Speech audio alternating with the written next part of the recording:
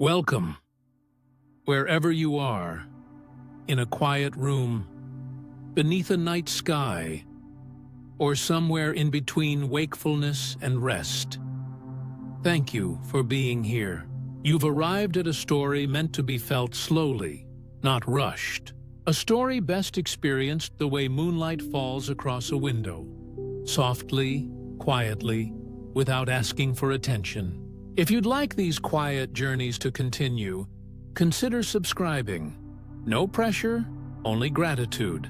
Take a slow breath in, let it fall away, and as you breathe again, allow your thoughts to drift. The way dust drifts through a shaft of evening light. This is a calm space. The world can wait. Tonight, we'll follow a question that belongs to both science and dreaming. It's an old question, though it doesn't always sound that way. It begins not in the laboratories of astronomers or the pages of ancient texts, but in the oldest of human gestures, the act of looking up. Every creature that's ever lived beneath the open sky has, in some way, measured itself against the light above. The moon has been a companion to all of them, a silent clock, a mirror of oceans and of minds. But what if, long before the stories we remember, that silver face had a sibling? What if Earth once had two moons? Maybe it did. Maybe it didn't. Maybe one shone faintly beside the other, smaller, quieter, keeping its own secrets before vanishing into history's long night. And maybe we still feel its absence without realizing why. It's an idea that lives on the border between geology and mythology, where evidence fades into wonder, and wonder becomes its own kind of evidence. Some scientists have suggested that in the distant past, a smaller moon might have orbited Earth beside the one we know today. They imagine two companions circling our planet in a slow gravitational dance, until one drifted too close and was swallowed by its sister. Others believe it never happened at all, that the moon we see is, and always has been, solitary. But somewhere between those possibilities lies a question that is less about proof and more about perspective. What would it mean if the sky we know is only half of what it once was? For as long as humans have told stories, we've described the moon as more than an object. We've called it a guardian, a witness, a memory that never fades. Ancient civilizations charted its phases not just to mark time, but to feel connected to something constant in a shifting world. Farmers planted by it, sailors trusted its pull, poets saw their own loneliness mirrored in its pale light. The moon, for us, has always been both map and metaphor, an anchor in the dark sea of the sky. And yet, if there was once another, the balance of that sky would have been different. Nights might have glowed a little brighter. Tides might have surged higher or retreated farther. The rhythms of sleep, of migration, of the earliest life itself might have unfolded to a different tempo. Picture it for a moment. A younger Earth, still cooling, still shaping itself. The sky vast and clear, dusted with the first clouds. Two moons rising together. One larger and luminous, the other smaller, trailing like a quiet echo, their light overlapping over newborn oceans, two reflections trembling in the water, two guardians watching over a world still learning to breathe. It's easy to imagine how such a vision would linger in the collective imagination.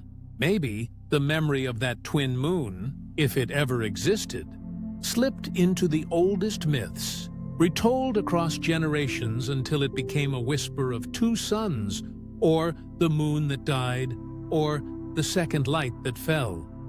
Perhaps the story survived, not in stone or fossil, but in the language of dreams. And perhaps that's what we do when we tell stories like this.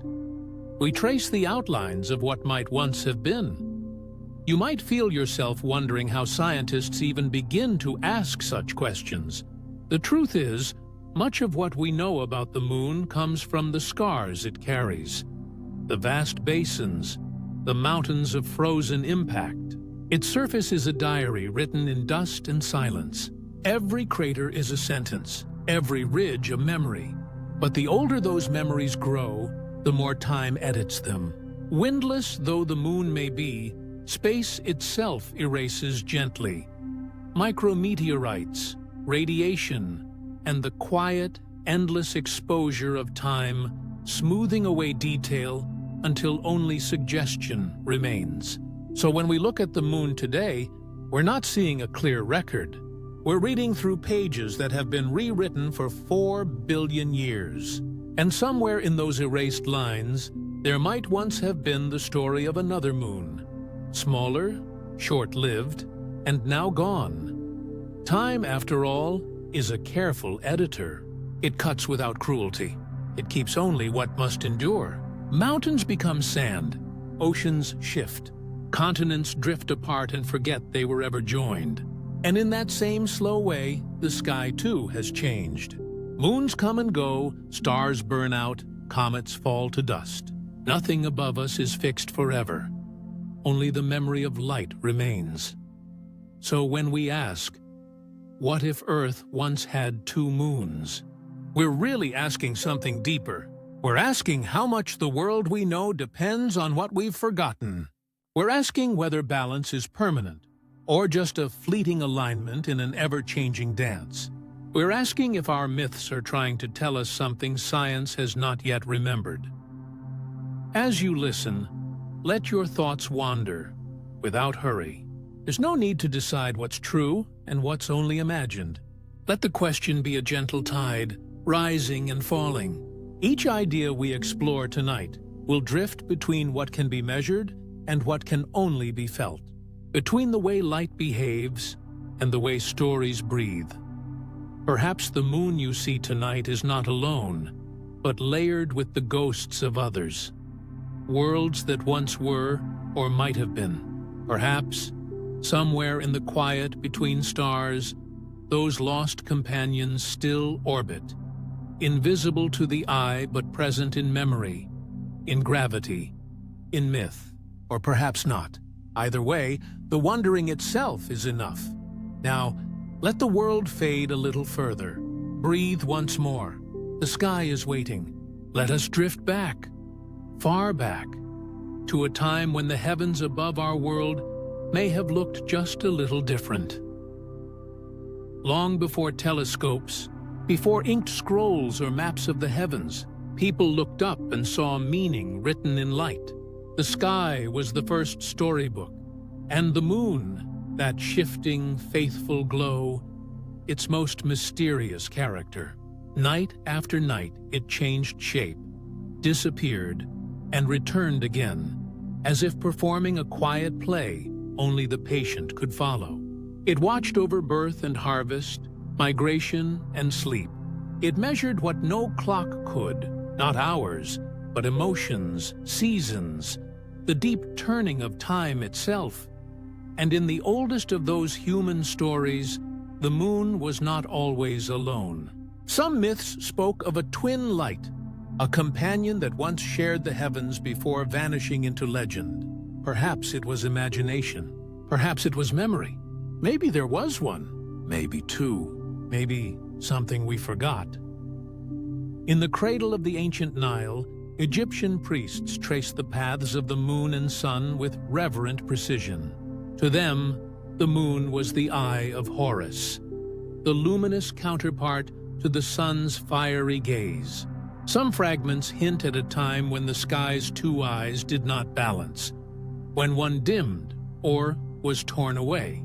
They told of restoration, of reunion, of cosmic wounds that healed. The moon's waxing was the mending of that divine eye, its waning the remembrance of loss. Whether they knew it or not, their stories carried an echo of symmetry undone, a whisper of something once paired, now singular. Far to the east, in the cities of Sumer, astronomers carved the movements of the heavens onto clay tablets. The moon god Nana rode his silver boat across the sky, accompanied, some believed, by a shadowy companion. A second luminary, faint but loyal, who guided him on his journey. Over centuries, that companion faded from their records, replaced by symbols of one solitary moon. Was it metaphor? Was it a reflection of celestial change? Or simply the way stories evolve when their tellers sleep beneath new skies? We cannot know, but the shape of the myth feels familiar. The story of something once doubled, now missing. Across oceans and generations, other cultures dreamed similar dreams.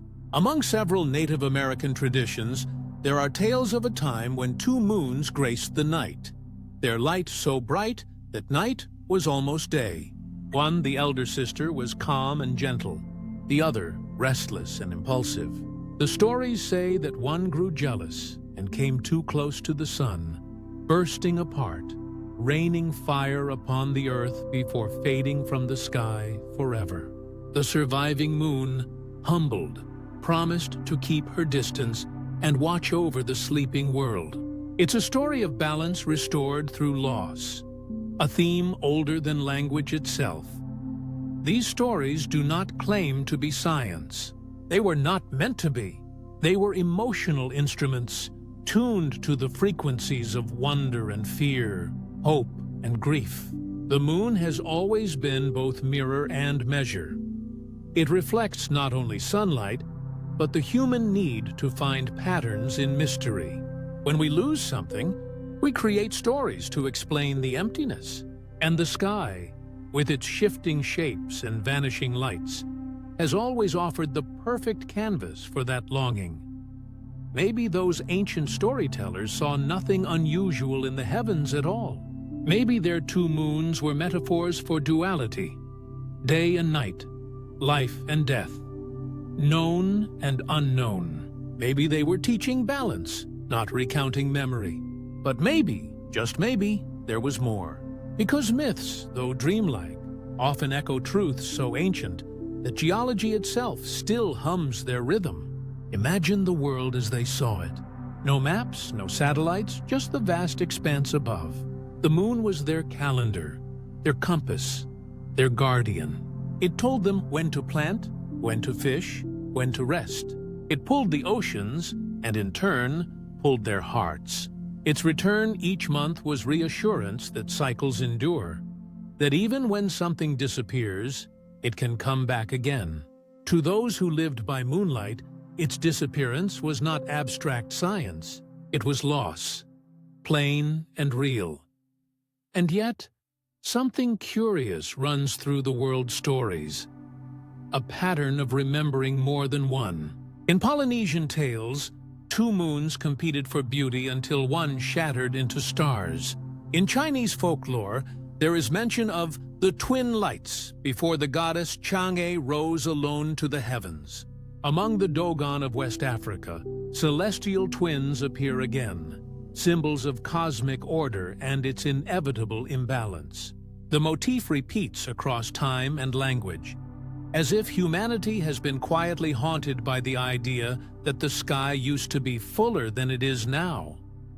Maybe it's only coincidence, a reflection of our deep love for symmetry. Or maybe, somewhere in prehistory, something really did shift. Perhaps a faint glow vanished, unnoticed at first, remembered only as a feeling that the nights had grown lonelier. Myths are, in a way, the fossils of perception, impressions left by minds trying to record what the world felt like before memory hardened into fact. As centuries passed, the myths grew quieter. The moon became an object to measure, to map, to quantify. The wonder remained, but it changed shape. Greek philosophers debated whether the moon was made of air or fire, or some fifth element entirely. Early astronomers charted its phases with string and bone, drawing invisible geometry across the heavens. Even in their reason, though, a trace of poetry lingered. They spoke of the moon as if it were alive, a sphere that breathed, that grew and shrank with emotion, that borrowed its light from love. Maybe there was one, maybe two, maybe something we forgot. The refrain drifts through the centuries like moonlight on water, fractured, reflected, beautiful. And as we read those old myths today, we sense their quiet persistence. Beneath the words, there is always the same heartbeat, a desire to understand why the sky changes, and what that change means for us. It might be that the people who first told these stories were already responding to questions science would one day ask in its own way. Why does one side of the moon look so different from the other? Why does its face seem forever turned toward us, hiding its far half in eternal shadow? Why does its crust bear the mark of imbalance, as though something collided long ago and merged silently into the whole? Perhaps the answers were already there, hidden in mythic language, a tale of loss, a memory of merging, a world trying to make sense of the heavens' quiet rearrangement. The moon we see tonight is ancient, but so are the questions we ask of it. Whether born from superstition, observation, or imagination, every story about the moon carries a fragment of human memory, a record of how we've tried to translate mystery into meaning. The details may differ, but the emotion remains the same. Awe, loss, wonder, renewal. Maybe there was one, maybe two, maybe something we forgot. And as humanity's myths gave way to curiosity, the gaze that once sought gods among the stars began to look for patterns instead. The sky remained sacred, but it also became a laboratory, a place where observation could coexist with awe. Soon, the stories would meet the questions of science. The moon would become not just a symbol, but a clue. Now, as the ancient voices fade into the rhythm of waves and wind, let us follow that shift. From myth to meaning, from legend to evidence. Let us listen as wonder begins to ask, how did the moon truly come to be? In the quiet before history, before life learned to name light, the Earth was not the calm blue world we know. It was molten and restless, a glowing wound adrift in a dark sea. Continents did not yet breathe, oceans did not yet sigh. Only the slow dance of gravity shaped what would someday become the home of everything we understand. The sky was not yet sky.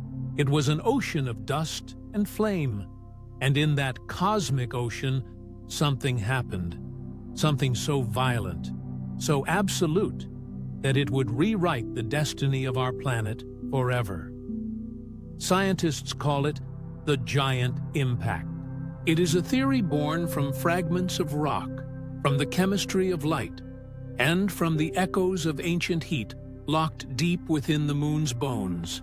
Around 4.5 billion years ago, they say, Earth had a visitor, a planetary body roughly the size of Mars. We call her Theia, a name borrowed from the Greek goddess who gave birth to the moon and the sun.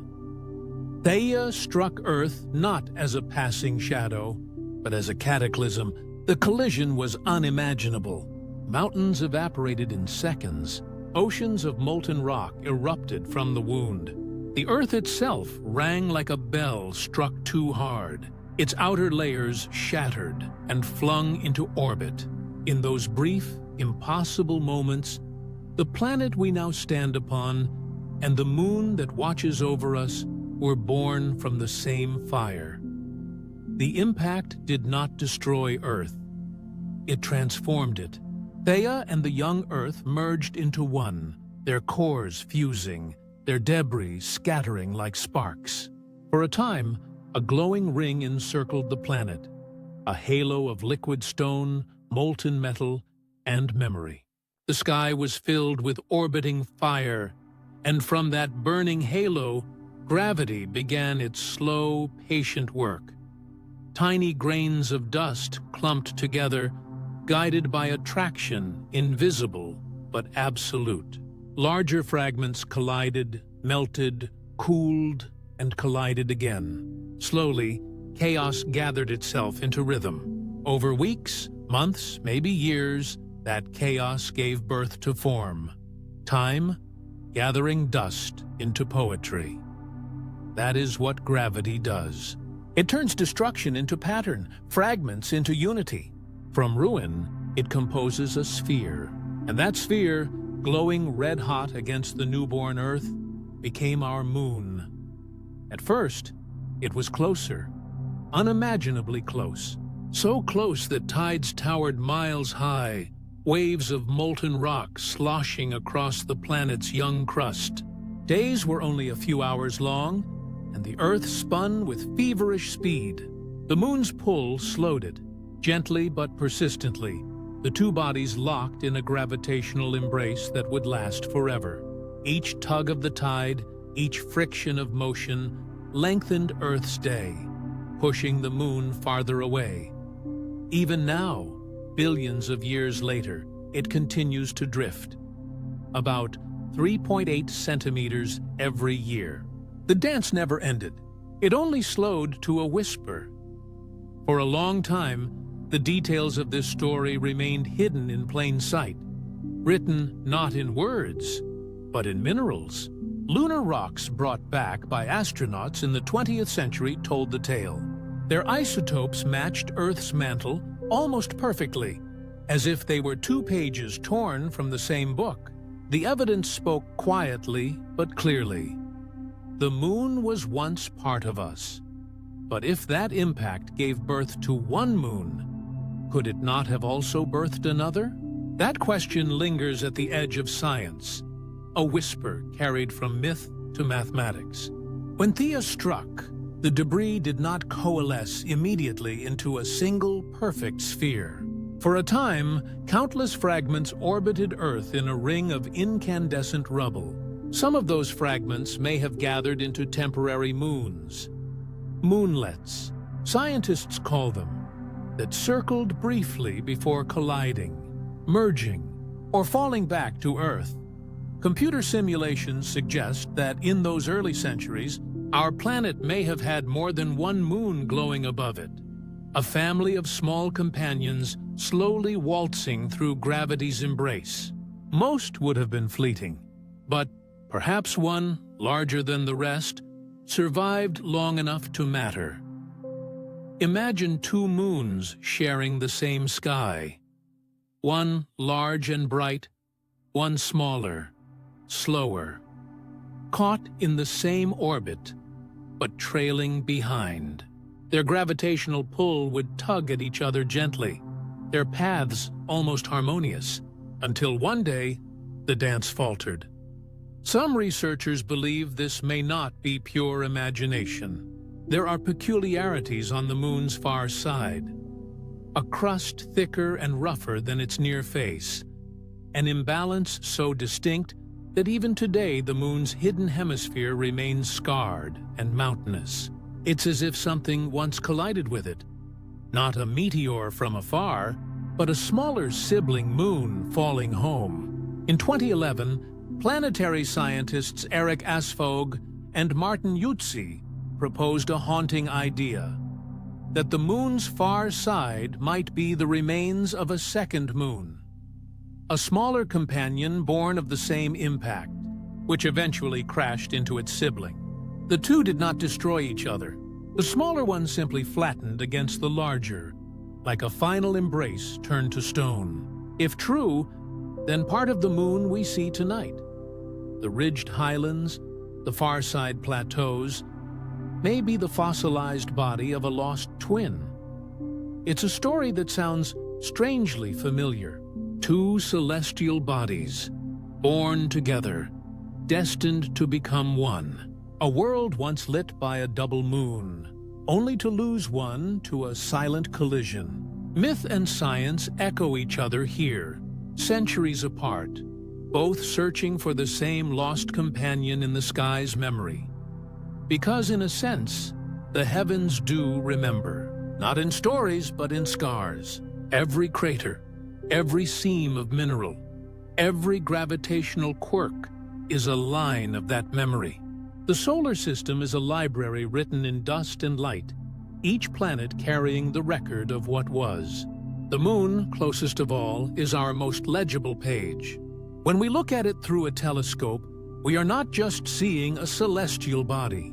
We are reading an archive of trauma and transformation. The smooth plains, the jagged edges, the silent seas of basalt. All of it is evidence of time sculpting matter.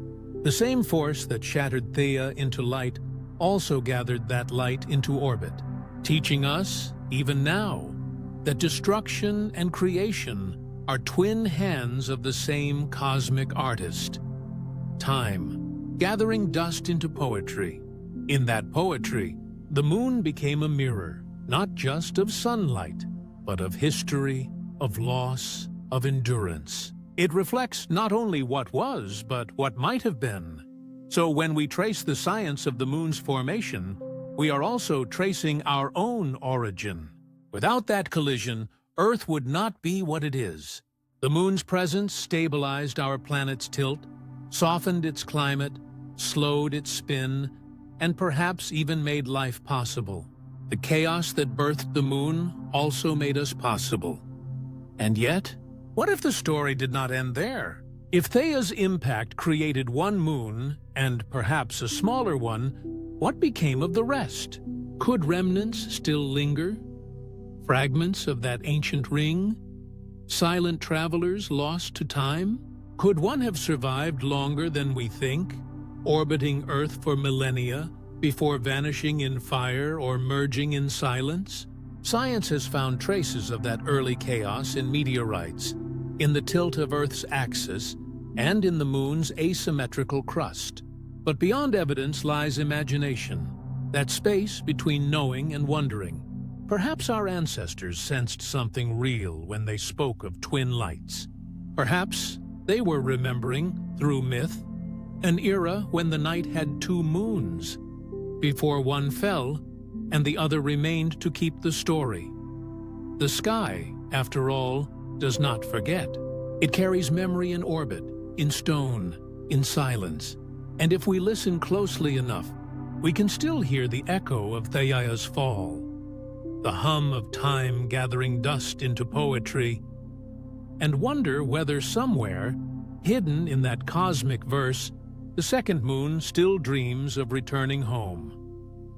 There is a quiet theory, one that sounds more like a bedtime story told by the universe itself than a calculation drawn on a scientist's board. It whispers that long ago, before human eyes ever looked upward, Earth may have been watched over by two moons, not the single solitary lantern we know tonight, but a pair of luminous siblings, one large and dominant, the other smaller, gentler, and faintly golden. The idea is not born from myth alone. It emerged softly and curiously from the mathematics of motion and the scars of stone. In 2011, two planetary scientists, Eric Asfog and Martin Jutzi, proposed what is now known as the two-moon hypothesis. Their work began not with imagination, but with a puzzle. Why is the moon's far side so different from the side we see? Why is one face smooth and serene, while the other is rugged, mountainous, and thick with ancient rock? To understand the theory, it helps to slow time, to imagine Earth and its young moon as they were billions of years ago. After the cataclysmic impact that gave birth to the moon, the newborn Earth glowed with molten heat. The moon orbited close and fast, and in that early chaos, the system was not yet stable. The debris from the collision, molten droplets, rocky fragments, and clouds of dust, continued to circle the planet like the remnants of a storm. From that debris, small bodies began to form, what scientists call moonlets. Some were as small as mountains, others perhaps as large as entire countries. Most were swallowed by the Earth or thrown into deep space, but one, according to this hypothesis, found a delicate balance. It became locked in an orbital resonance with our primary moon, meaning it followed roughly the same path around Earth. always keeping just enough distance to survive.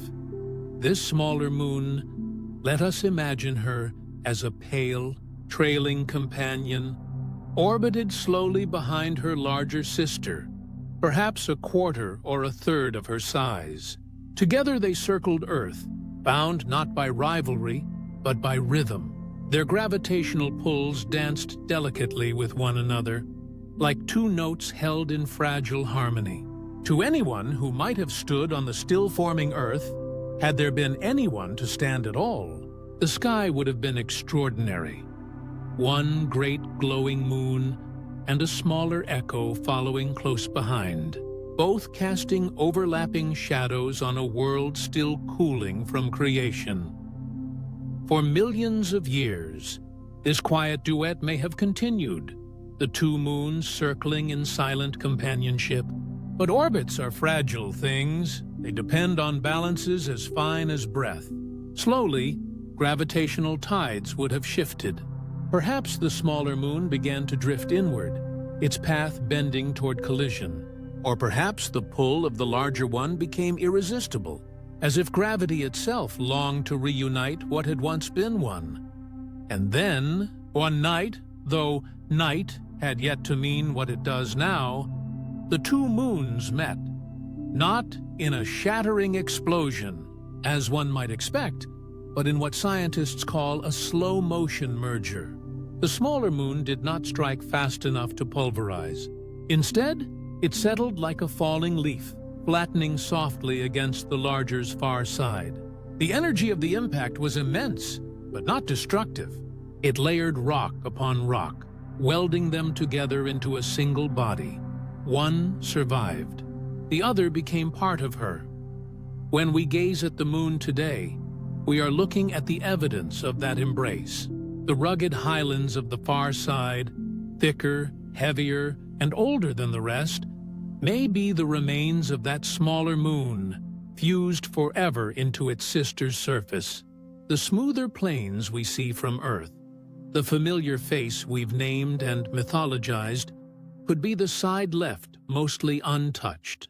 In that way, the moon itself may be a monument to cosmic union. Two worlds made one by time and gravity. This hypothesis, while still debated, carries a gentle poetry that science cannot entirely explain away. It feels almost alive, as if the moon herself remembers her lost twin, carrying the memory of collision in her uneven face, her orbit slightly off balance, her gravity ever so faintly asymmetric. Every time she rises, she brings with her that quiet reminder that even in the heavens, beauty is often born from loss. But beyond beauty, the consequences would have been real and profound. Two moons, even briefly, would have shaped the Earth in subtle ways. The tides, the rotation, the rhythms of the night. Imagine oceans responding not to one pull, but to two. Tides rising and falling in complex patterns, double crescents reflected in the waves. The cycle of darkness and light weaving intricate dances across the seas.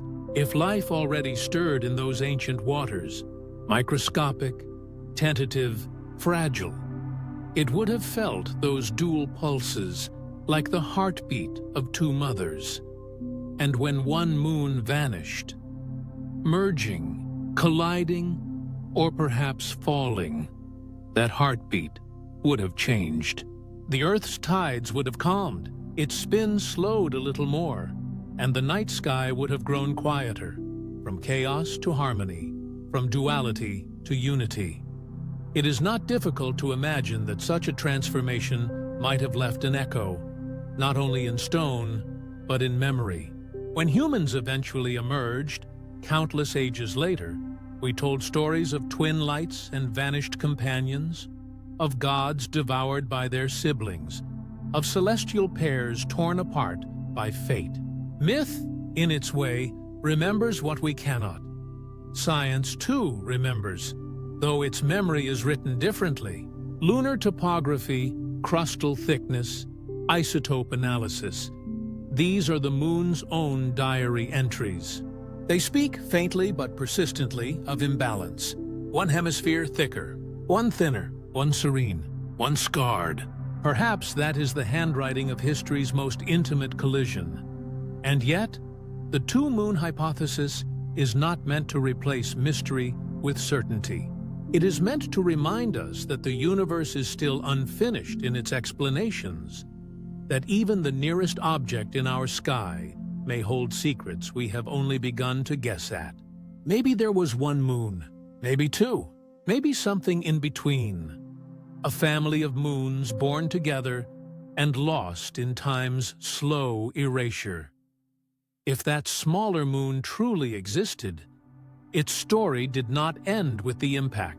Its presence may still shape the moon's gravitational field today, influencing subtle patterns in the tides or the long-term wobble in the moon's orbit. Every ripple of the sea, every soft pull of the tide against the shore might carry a whisper of that forgotten companion, a reminder that nothing in the universe is ever truly gone. Because in the end, the cosmos recycles everything: dust into worlds, collisions into calm, endings into beginnings. The moon, as we know her now, is both a survivor and a memorial. She carries within her the record of violence and reunion, of separation and return.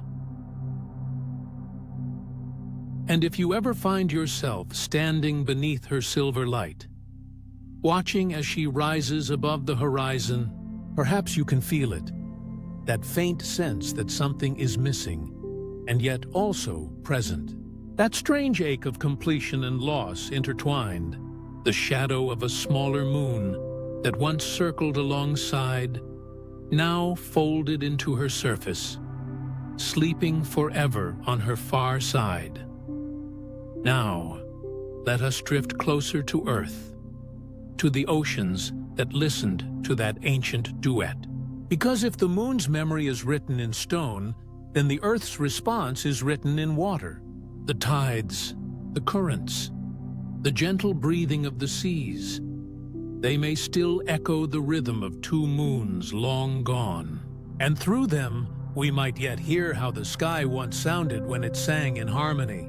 If the heavens truly once held two moons, their story did not end with their collision. Its echoes linger, not only in the quiet mathematics of orbits and mass, but in the stones beneath our feet, in the tides that still breathe along our shores, and in the stories our ancestors whispered beneath the glow of the night sky. Time has a way of erasing, but it also leaves fingerprints, faint and patient, for those who know how to look. When scientists study the moon today, they do not only see beauty, they see memory. The difference between the near side and the far side is one of the great geological riddles of our solar system. The side we see, calm, bright, patterned with smooth plains of basalt, is thin, almost delicate. The far side, forever hidden from Earth's view, is something else entirely. Rough, ancient, and thick with highlands that rise like frozen waves. It is as though one half of the moon was sculpted by gentleness and the other by impact. That imbalance may be more than coincidence. The crust on the moon's far side is, on average, about 30 miles thicker than the near side. Its mountains are piled upon mountains, ridges stacked upon ridges, as though another body once pressed itself against it, not to destroy, but to merge. The two-moon hypothesis offers a haunting explanation that this far-side plateau could be the remains of a smaller moon, its body flattened and absorbed in a slow, ancient embrace. Even today, when spacecraft orbit the moon, they feel that asymmetry. They must constantly adjust their path because the moon's gravity pulls unevenly. Beneath the smoother Maria on the near side lie hidden mass concentrations, scientists call them mascons, remnants of deep impacts or buried layers of denser rock. The far side, meanwhile, holds the highlands, vast and unmoving, like scars that never faded. Together, these geological contrasts form a kind of dialogue, one side whispering of calm seas, the other of violent reunion. It is almost poetic that we, from our place on Earth, can only ever see the calmer face. The moon's rotation is locked perfectly to its orbit, always turning one side toward us, as if keeping its rougher history turned away. We live beneath the mask, never the memory. Yet, through telescopes, through the eyes of probes and satellites, we have glimpsed that hidden face, and in doing so, perhaps caught sight of a lost chapter of creation. But geology is only one form of memory. The human imagination, too, remembers, though in its own language. Myths, like stones, carry truths reshaped by time. Across cultures, we find stories of twin lights, of celestial siblings, of vanished moons and broken skies. Perhaps these tales were only dreams, or perhaps, in some distant way, they are the echoes of something once real, an inherited memory from an age before words, when our ancestors watched the heavens change. In ancient Sumerian lore, there were tales of two celestial sisters, Inanna and Ereshkigal, one ruling the heavens, the other the underworld. Some read in that myth an echo of duality, light and shadow, seen and unseen, as if the cosmos itself once had two eyes. In Egyptian cosmology, the god Thoth was sometimes said to have restored one of the moon's eyes after it was torn away in battle, an image that feels strangely resonant when we imagine a second moon lost to collision. The Greeks spoke of Selene and Artemis, twin goddesses of the moonlight, one radiant, one hidden. The Chinese told of two heavenly lamps, one that fell from the sky and shattered. Among certain Native American traditions, there are legends of a second moon that once lit the night before disappearing in a great fire. The Maori of New Zealand spoke of Rona, the woman in the moon, cursed for calling upon two celestial lights. These stories are separated by oceans and centuries, yet all share a quiet preoccupation with loss, a sense that something once shared the heavens with our moon and was taken away. Maybe it was coincidence. Maybe it was the way the human mind mirrors the patterns it sees, the waxing and waning of light, the dual rhythms of dawn and dusk. Or maybe, in some long-forgotten epoch, the sky truly did hold two companions, and the memory of that vanished twin filtered down through generations as myth, dream, and sacred story. If we listen to these myths as we might listen to ancient geology, not for fact, but for resonance, we find something beautiful in their persistence. Myths do not need to be literal to be true. They are emotional fossils shaped by wonder and fear, by our desire to explain what we cannot yet measure. The sky has always been our oldest book, and the moon our most faithful reader. Perhaps the myths of twin lights were humanity's early attempt to recall what the stones already knew. And the stones themselves, they remember in silence. Every rock that has felt the pull of the moon, every grain of sand drawn back and forth by the tides, carries a whisper of that ancient relationship. The crust of the earth records patterns in rhythm, in chemistry, in the slow tilt of continents responding to lunar gravity. The pull that shapes our oceans shapes us as well, in sleep, in heartbeat, in breath. If there once were two moons, their combined gravity would have drawn tides higher, waves more complex, patterns more intricate. The very shape of coastlines might have been different, their erosion tuned to the cadence of two celestial companions. And when one moon was lost, when the smaller was absorbed or shattered or fell, Earth would have adjusted. The tides would have softened, the nights would have dimmed, and the balance of the planet would have found a new rhythm. Even now, the planet keeps time with that adjustment. The Earth spins more slowly than it once did, its axis steadied by the moon that remains. The pull between them is constant, like an invisible thread stretched through eons. The second moon may be gone, but its legacy is woven into the quiet arithmetic of motion, in the length of our days, in the tilt of our seasons, in the endless, patient sigh of the tides, and perhaps that is how the universe remembers. Not in grand monuments, but in subtle harmonies. The moon's crust, the Earth's tides, the myths of humanity, each one a verse in the same long poem of memory. We may never know for certain if two moons once circled our world, but their echo lives on in every story we tell about the sky, and in every moment we stand beneath its silver glow, wondering why it feels both complete and incomplete at once. If the sky once had two eyes, perhaps one still looks at us through stone. Perhaps the missing one, the smaller and gentler, is not gone at all, only sleeping within the larger, dreaming through her light, whispering across the centuries in every ripple of the sea. And now, as we drift further into the question, we must ask not only what happened above, but what it meant below. For if two moons once shone upon the Earth, their influence would have touched every rhythm of this world, its tides, its winds, its living heartbeat. The next step in our journey is to imagine that world, the Earth of two moons, and the life that might have stirred beneath their twin gaze. Now, let us drift further into the imagined sky, a sky divided, but not broken, a canvas where two silver worlds once circled above a younger Earth, each tracing its own rhythm, its own reflection of light.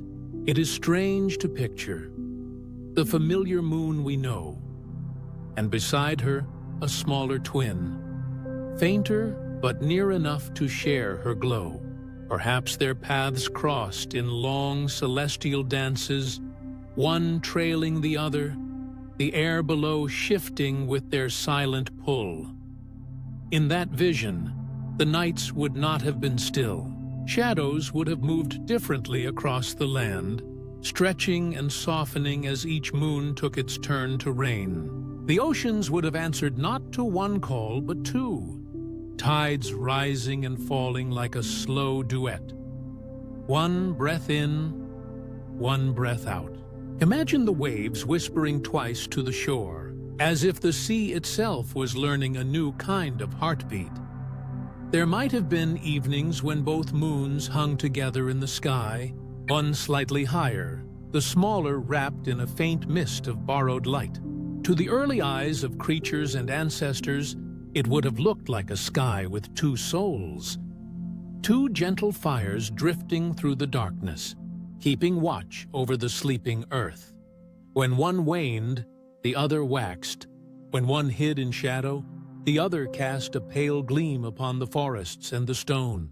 Perhaps this was balance made visible, not symmetry, but conversation. In this imagined world, darkness would never have been complete. The night would shimmer with layered light, cool and uneven, as though time itself flickered. The soft silver of the larger moon would merge with the bluer tint of the smaller, painting rivers with double reflections. The surface of the sea might have held twin ribbons of brightness that swayed with every ripple. And if clouds passed through, the two lights would have danced upon them, one glowing at the edge, while the other shimmered faintly behind, somewhere below, perhaps in a clearing or near the ancient coast. Early humans or their ancestors might have looked up and wondered what it meant. One moon to mark the passing of time, the other to mark the mystery of it. The larger could have been seen as constant, the guardian, the mother. The smaller as fleeting, the child, the echo, or perhaps the messenger between worlds. The myths we now know might have formed differently. The balance of light and dark woven into stories of companionship and loss. If there were two moons, the night would have carried rhythm instead of silence. The stars would still have watched, patient and distant, but the moons would have moved like dancers, each tracing an orbit that spoke of proximity and restraint. One would glide ahead, the other would linger behind.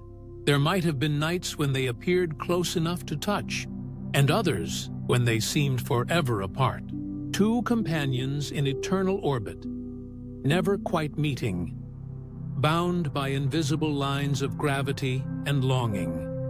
And as they moved, so did the Earth respond. The tides, pulled by their combined gravity, might have shifted in subtle but profound ways. Waves higher, currents stronger.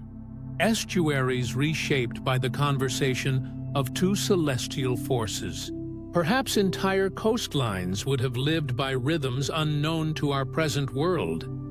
Ecosystems molded by the alternating pulse of twin moons.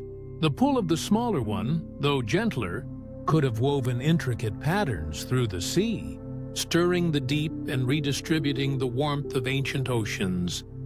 Over time, life itself may have evolved to that rhythm. Creatures that nested or fed by moonlight might have adapted to the dual phases, two cycles interlacing, two calendars of the sky. The nocturnal world would have glowed more brightly, shadows softer, the night less fearful. The world might have learned to sleep under two pulses of light, the twin reflections painting patterns on water, leaf and stone. And yet, in such beauty, there would have been tension too. For the moons were not equals. The larger carried more weight, her gravity more demanding. The smaller was drawn into her sway, constantly adjusted, constantly changed. Their relationship would have been fragile, a balance forever on the edge of collision. But even that fragility would have been magnificent, an ongoing conversation written in orbit, the heavens themselves rehearsing the delicate dance of harmony and loss. Perhaps the smaller moon shone with borrowed courage, aware of her impermanence. Perhaps the larger offered her light like a gift, sharing her reflection for as long as the dance would allow. To those watching below, the sight might have inspired a quiet ache. The beauty of things that exist only in their nearness to ending. Two moons, one destiny. Sometimes one might imagine the sky when clouds thickened and only a faint double glow remained. Two smudges of silver pressing through the veil, as if the heavens themselves whispered of duality. The earth beneath would have listened. The mountains, vast and unmoving, would have carried those lights in their frozen lakes and glacial eyes. The deserts would have gleamed faintly, dunes shifting beneath twin shadows. The forests, alive with wind and life, would have swayed in slow response to the alternating hues above. Perhaps it was in such a night that early poets, not yet with words, but with feelings, first sensed the rhythm of contradiction, the awareness that beauty often comes in pairs, creation and destruction, rise and fall, light and fading. Maybe they did not need to understand it, only to feel it, to let their hearts mirror what the sky displayed. The night with two moons would have been a moving canvas of connection, each orbit shaping not only the heavens, but the quiet pulse of the world below. Every ripple, every tide, every flicker of light reflected in a creature's eye would have been part of that grand dialogue between Earth and its companions. Time itself might have flowed differently, more cyclical, more layered, as if history, like the tides, moved forward by returning again and again to the same luminous points. And when one moon hid behind the Earth, the other remained, watching. There was always a presence in the sky, a reminder that companionship can take many forms: distance, silence, gravity, light. Maybe that is what balance means in the language of the cosmos. Not equality, but coexistence.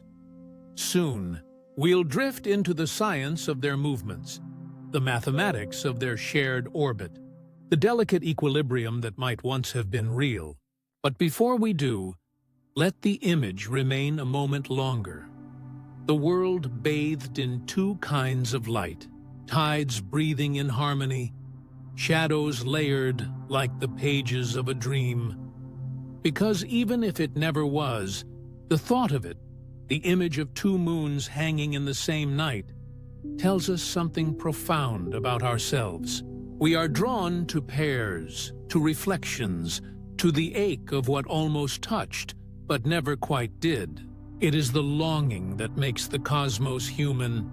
And so, as the night deepens in this imagining, we look upward once more, to a sky divided, yet still whole, to an earth that, perhaps for a while, lived beneath two gentle, watchful eyes. And from here, the story moves closer to their dance, to the tides they shaped, and the silent conversation that has never truly ended. Carrying that image onward, the twin moons suspended in a shared orbit, their quiet glow tracing paths over land and sea. We begin to sense how deeply their presence would have shaped the pulse of Earth itself. For every turn of light above has its echo below. And in this world of two moons, the oceans would not have been still. They would have breathed in new patterns, an intricate duet of tides and time, the planet's surface becoming a living record of celestial rhythm. Each moon, great and small, would have pulled at the seas with its own gravity. The larger moon's tug, steady and strong, would have raised the great bulges of the ocean we know so well. The tides that wash across our coasts, marking the hours with their eternal ebb and flow. But the smaller moon, dancing slightly out of sync, would have added her own subtler cadence, a whisper within the song. Together, their forces would have combined and conflicted in turns, creating a world of shifting coastlines and ever-changing shores. Some nights, their gravity would have aligned, amplifying each other's pull, and the seas would have risen higher than ever before. Vast, gleaming tides that stretched deep inland, flooding estuaries and renewing ancient deltas. On other nights, their tugs would have countered each other, leaving the waters strangely calm, as if the ocean itself had exhaled.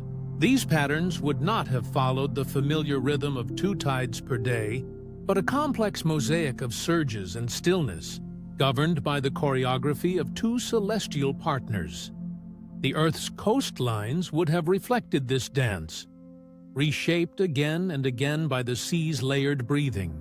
Bays would have filled and emptied in ways unpredictable to the untrained eye.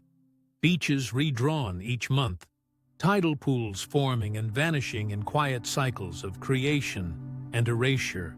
The sea would have been a living clock, its hands made of water and light. Imagine standing at the edge of such a shore, two reflections trembling on the surface, one bright and high, the other dim and near the horizon. The waves come not in simple rhythm, but in long, interlaced patterns, like heartbeats overlaid. Perhaps this is what early life first learned to feel. Long before there were eyes to see the moons themselves, there were organisms that responded to the push and pull of the sea. In this world of twin tides, the first forms of life would have moved to two metronomes at once, rising and sinking, feeding and resting, in response to a rhythm older than memory. Marine creatures, shaped by generations beneath the lunar pulse, might have evolved with remarkable precision. Their reproductive cycles, migrations, even the timing of their births tuned to the moonlight and the tides. But in this two-moon world, that harmony would have been layered and rich, more like a symphony than a song. Perhaps some species would have followed the rhythm of the larger moon, others the smaller. each tracing its lineage to a different pulse in the water. We can picture coral reefs that bloomed twice in a cycle, glowing under alternating full moons. Schools of bioluminescent fish moving with patterns that mirrored the double lunar phase. The sea shimmering with two rhythms of light. Even the earliest land life, emerging from tidal flats, might have carried those dual clocks within their cells. A genetic memory of two moons, ticking side by side in the machinery of life. The ocean, in this sense, becomes a diary written in waves, every crest and trough recording the conversations between Earth and her moons. Each ripple a sentence in a story billions of years old. Each tide a chapter revised by gravity and time. And as the moons moved slowly apart, their entries would have changed. The handwriting of the sea shifting, the ink fading or brightening as their influence evolved.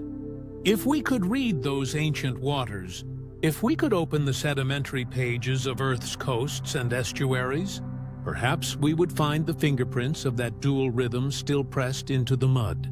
Layers of minerals deposited not in simple cycles, but in compound ones. The trace of two lunar pulses long vanished. Scientists today can read similar patterns in fossil corals and tidal rhythmites, using the thickness of ancient growth bands to measure the length of Earth's days and the distance of the moon long ago. In this imagined world, such evidence would tell a richer story. One of interference and harmony, of the sea's pulse shaped by two celestial hearts. And beyond the sea, the pattern would have rippled outward. The Earth's very rotation might have been nudged and slowed by the combined gravitational friction, its days lengthening at a different pace. The subtle balance of energy between Earth and its moons could have altered the rhythm of the seasons themselves. Winters might have grown shorter or longer depending on the pole, the distribution of heat over the globe subtly reoriented by the gravitational conversation in the sky. It's humbling to imagine that something so distant could sculpt the texture of life so intimately. The tides washing through estuaries, the migrations of birds, even the flowering of plants might have carried echoes of that dual celestial rhythm. Perhaps time itself, as humans would one day come to measure it, was born from such observations. The awareness that the heavens above and the waters below spoke to each other. As millennia passed and human eyes turned upward, patterns became calendars and wonder became measurement. The moons would have offered not one cycle, but two, their overlapping phases forming a kind of cosmic clock. One full moon rising as the other waned, one marking the shorter pulse of days, the other the slower rhythm of months. Early astronomers might have carved stones to track their alignments. Priests and poets marking festivals not by one light, but by two. The night sky would have been not merely a source of mystery, but of timekeeping, agriculture, and ritual. A constant reminder that all life on Earth moved in tune with celestial harmony. You can almost hear it if you listen closely enough. The long whisper of water meeting shore, the faint hum of the planet's heartbeat beneath gravity's hand. The rhythm of the tides is the rhythm of time itself, both shaped by what turns above. And though only one moon remains, the sea still remembers. Its patterns are not simple even now. They carry faint traces of something older, echoes of a more complex conversation, half erased but not forgotten. Soon, we'll explore how humanity, guided by such patterns, began to read meaning in the movements of the heavens, how the sky became a teacher, and time became our shared language. But for now, let this image linger. Two moons crossing above a living ocean, their reflections mingling on the waves, the sea breathing in quiet sync with the cosmos. Because perhaps, in the softest motion of the tide, in the subtle change of the wind, we can still feel it. The memory of two lights, two rhythms and the world they once shaped. From here, the story opens into a quieter kind of wonder. The wonder of human eyes turned upward, of minds beginning to read meaning in the light that spilled across the sky. For as long as we have gathered around fires, carved symbols into stone, or lifted our faces to the heavens, we have been storytellers of the stars. In a world where two moons graced the night, those stories would have multiplied. Twin orbs giving birth to twin mythologies, each shaping the way early civilizations measured time, celebrated life, and sought to understand their place in the universe. Imagine the first watchers, nomads crossing vast plains, pausing at dusk as two moons emerged through the indigo haze. One might have been large and luminous, its face a silver coin of certainty. The other smaller, softer, perhaps tinted in faint gold or rose, a shy companion trailing its brighter sister.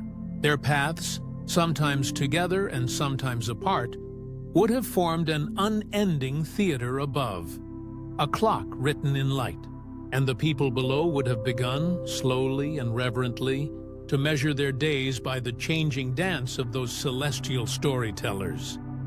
In the rhythm of those lights, time itself would have taken on new dimensions.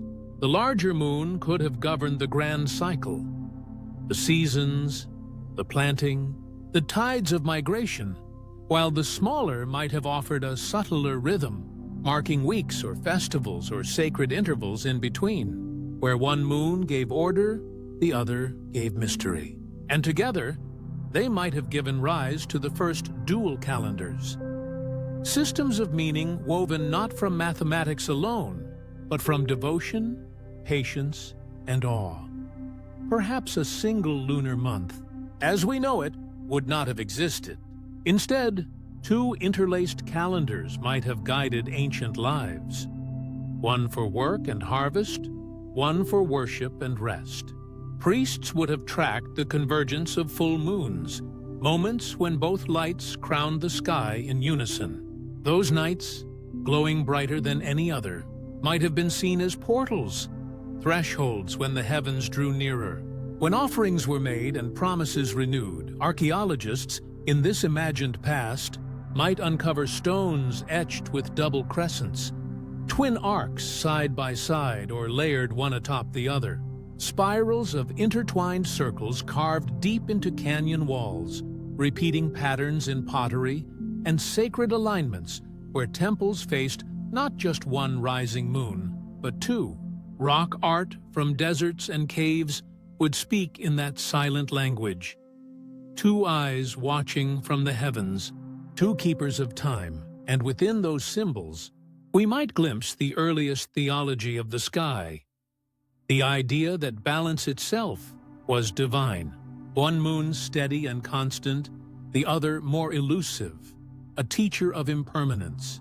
Myths would grow around them like vines, the elder moon and the younger, sisters or lovers or rivals locked in endless pursuit.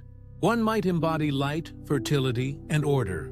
The other, change, chaos, or dream. The heavens, to early humans, were mirrors of the heart, and in their two moons, they might have seen the dual nature of existence itself. When the sky had two storytellers, every night became a page turned. Their interplay would have lent rhythm to the human imagination, a dialogue written in brightness and shadow. Perhaps one moon would wax as the other waned, creating a perpetual motion of opposites, gain and loss, birth and decay, presence and absence. To watch them was to meditate on the passage of time itself, on the way all things rise and fade, sometimes together, sometimes apart. Whole traditions might have evolved around those transitions. Night festivals held when both moons met at the zenith, songs rising with their light, dancers moving in paired circles, torches mirroring the heavens above.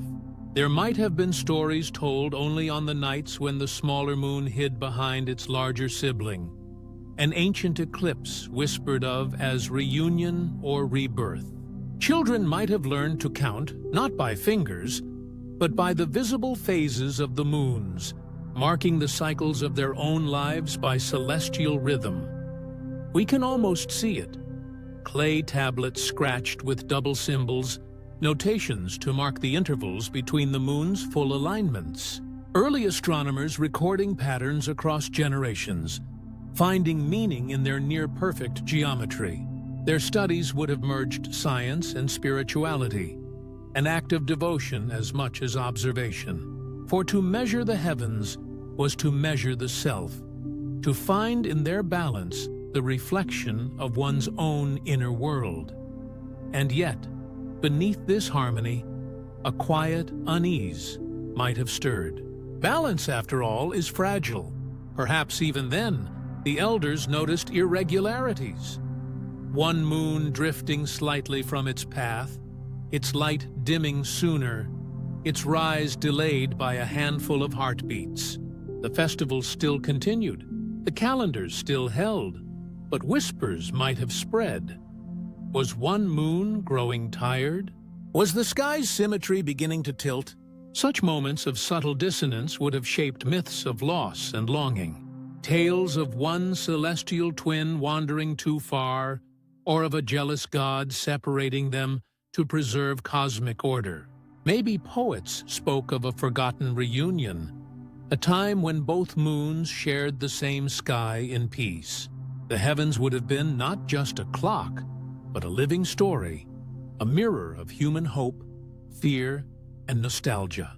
If you listen closely, you can almost hear the chants echoing across stone courtyards. Prayers to the larger moon for guidance, to the smaller for dreams. Firelight reflecting twin halos on temple walls. Drums pulsing with the same rhythm as the rising tide. Even sleep itself might have felt different beneath two moons.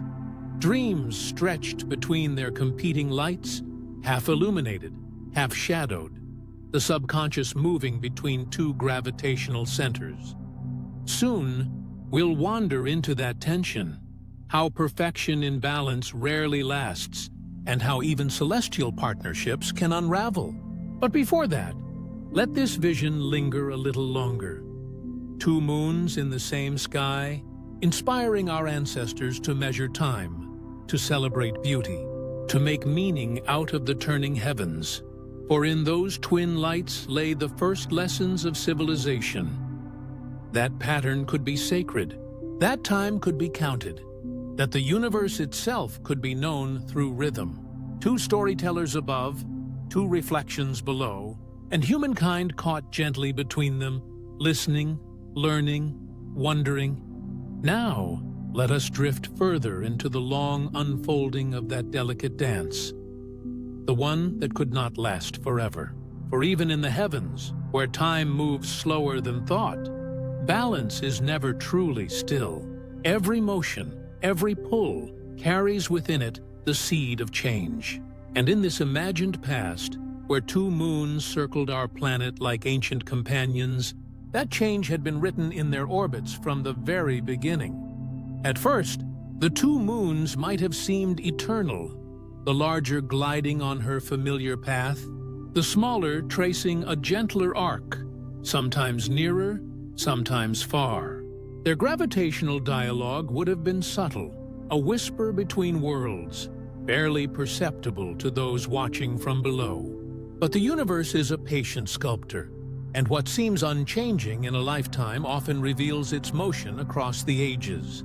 Over millennia, imperceptibly, the smaller moon began to drift, drawn ever so slightly inward, its orbit tightening, the space between the sisters narrowing like a breath held too long.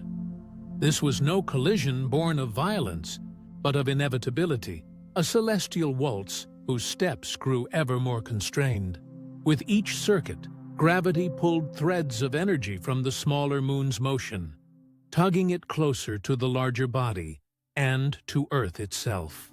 The balance that had once seemed perfect now became a tension, a slow contraction of distance and destiny. If you could have watched from the vast quiet of space, it would not have looked like danger. It would have looked like longing. Two companions tracing spirals toward one another, bound by forces older than life itself. Earth, caught in the middle, would have felt the shifting tides of their approach. The rhythm of the oceans might have faltered, waves no longer aligned with the regular heartbeat of the larger moon. Subtle disruptions would have rippled through the planet's systems, a longer high tide here, a quieter ebb there. The dual-lunar calendar that once guided humanity's ceremonies would have fallen out of sync. Priests and sky watchers would have noticed strange changes in the heavens. The smaller moon rising a little later, its path altered by invisible threads of gravity. But this was not chaos. It was choreography. The cosmos writes its stories in orbits and inclinations, in slow arcs of attraction and surrender. The two moons would have continued to dance around one another, the smaller moon entering what astronomers call a co-orbital resonance, where one body seems to chase the other endlessly. Yet, as the centuries unwound, the chase grew shorter. The smaller moon's orbit decayed just enough for it to begin trailing closer and closer behind its larger companion, each loop bringing it a fraction nearer to a point where distance could no longer hold. There is beauty in such inevitability. One moon, born of the same collision that forged the other, slowly returning to its origin. A circle closing within a circle. And as it neared, the gravitational pull of the larger moon would have begun to sculpt it, stretching its surface, fracturing old craters, creating subtle tides within its own body. Perhaps, if one could have stood upon its surface, the sky would have been filled with the other's looming face, immense and serene, dominating the horizon. We might imagine the smaller moon shimmering faintly under tidal stress, glowing with the gentle friction of internal heating. A world slowly waking as it drew near its end. Dust and rock might have lifted into a pale halo around it, tracing faint ribbons of light in the vacuum between them. To those who still watched from Earth, these changes could have appeared as mysteries. An increase in brightness, a faint mist around one moon, perhaps even the illusion that the two lights were becoming one. And yet, the universe never rushes. Thousands, maybe millions of years could have passed in that slow approach. The two moons locked in resonance, their gravitational forces entwined like fingers interlaced. It would have been an age-long dance of surrender, a quiet yielding of one to the other, until, at last, the line between them blurred. The smaller moon might have crossed a threshold known as the Roche limit, a distance where gravity no longer allows cohesion. There, it would begin to break apart, not in explosion, but in unbinding, fragments drifting into a luminous arc that encircled the larger moon like a veil.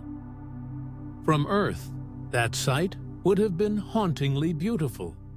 Two moons merging into one haloed form, their combined light bathing the night in silvery radiance. The ancient myths of twin sisters might have taken on new meaning, one returning to the other, one giving herself back, the sky's symmetry collapsing into a single, brighter presence. The collision itself, if it came, would not have been a cataclysm in the way we imagine violence. It would have been slow, almost silent, the smaller moon absorbed into the larger, its fragments scattered and drawn inward by the embrace of gravity. Their union might have reshaped the larger moon's face, adding mass to one hemisphere, altering its balance forever. And indeed, the moon we see today bears such an asymmetry.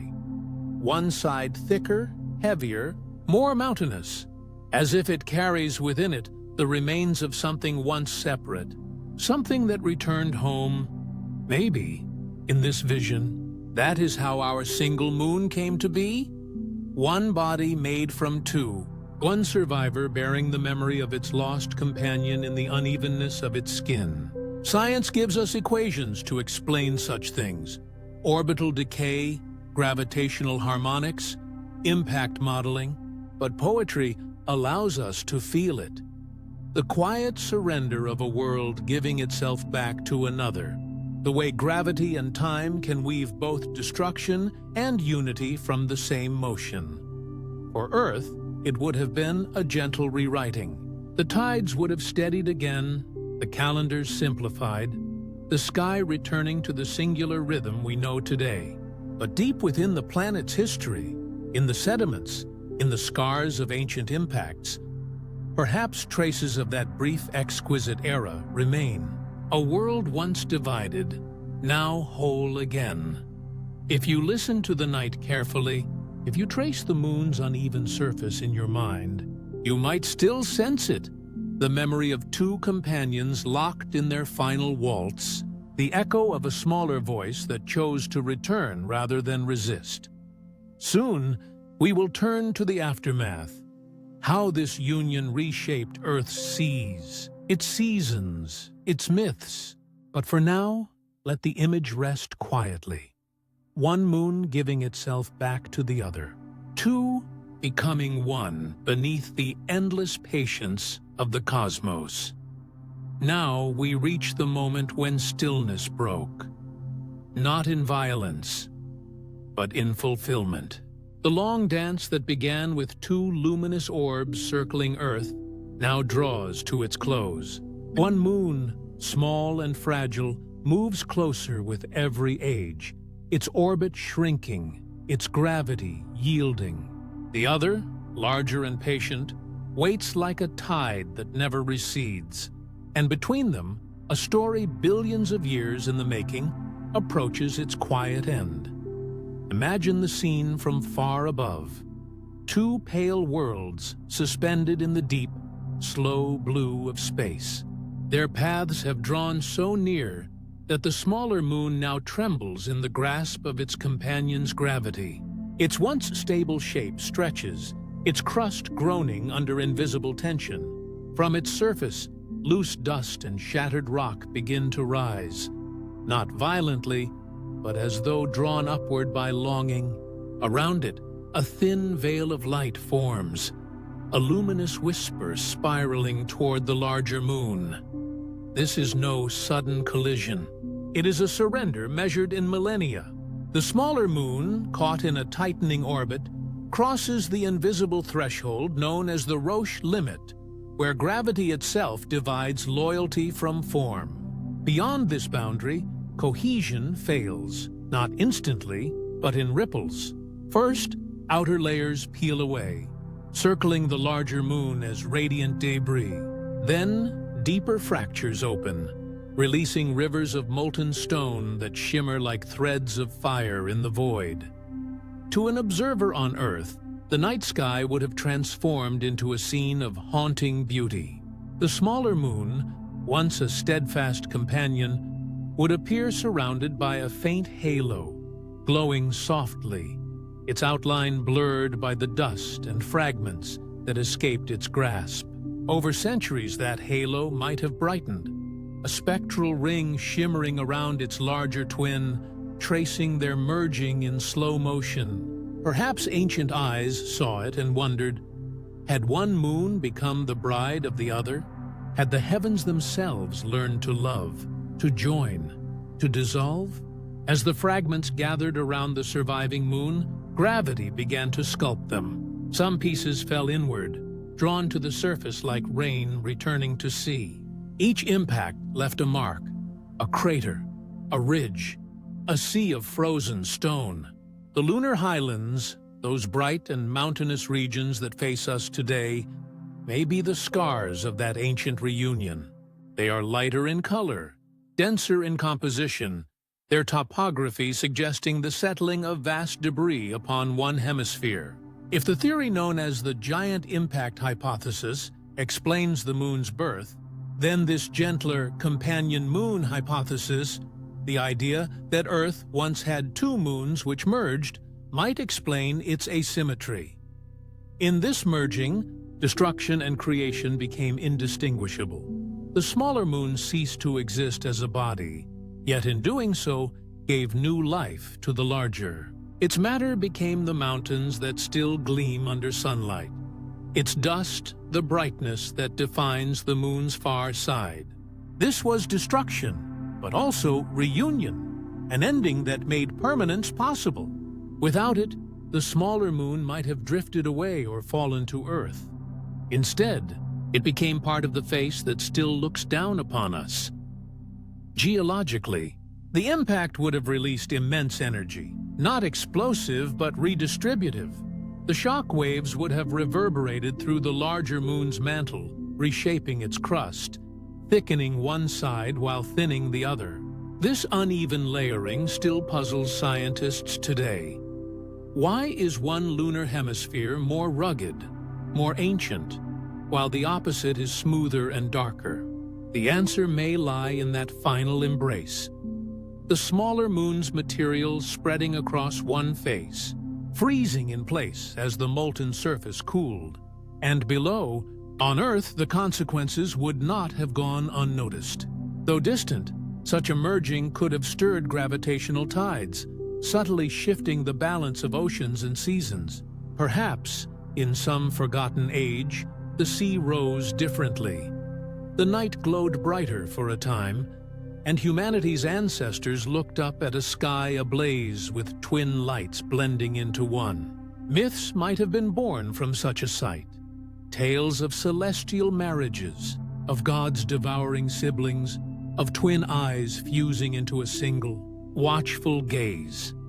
The ancient peoples who carved their stories into stone could not have known the mechanics of orbital decay or gravitational resonance. Yet their metaphors echo eerily close. From Mesopotamia's twin luminaries to the Chinese myth of Chang'e and the two moons, from Mesoamerican sky duels to Polynesian songs of a fading twin star, whispers of a divided sky appear again and again. Perhaps these were only coincidences of imagination, or perhaps, deep in humanity's collective memory, lies the residue of an ancient sky once stranger than ours. We might picture those early witnesses standing on a shoreline, gazing upward at the slow merging of light. They would have seen nights of two moons become nights of one, the smaller fading into the brilliance of the larger until, one evening, it did not return. How would such a disappearance have felt? Like loss, perhaps, or like fulfillment, the way two paths can converge into a single destiny. In their myths, they might have said the younger moon ascended, sacrificed herself to her sister, or was called home by the gods.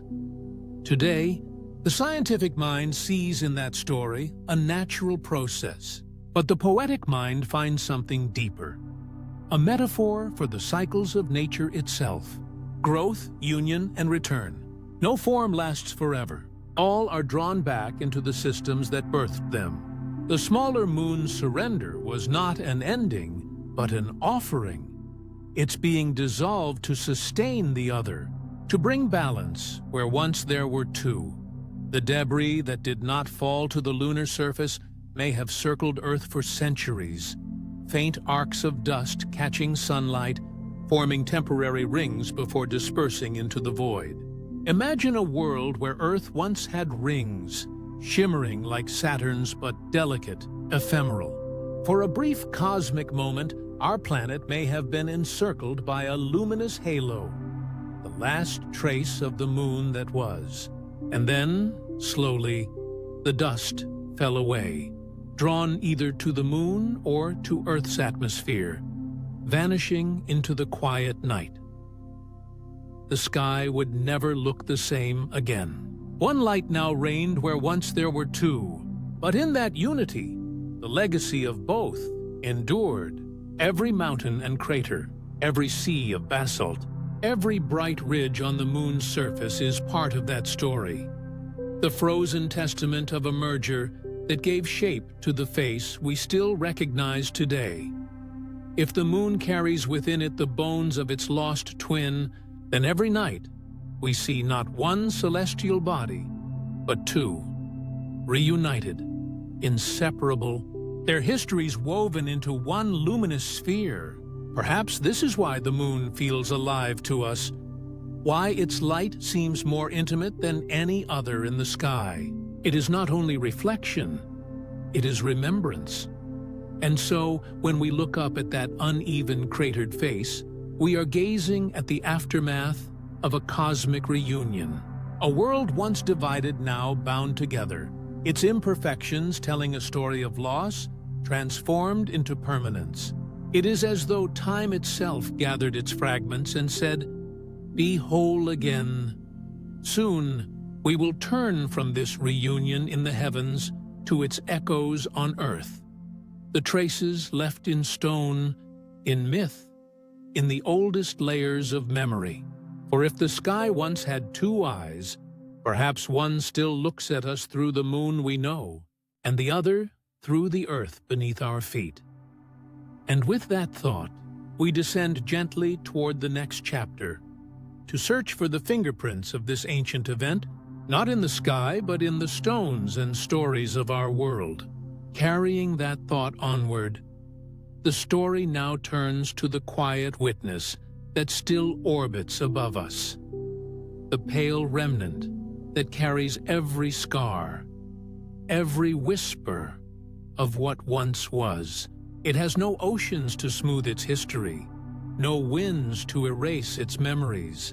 Every mark, every ridge, every light and shadow upon its face is a record, a kind of cosmic diary, written not in words, but in stone.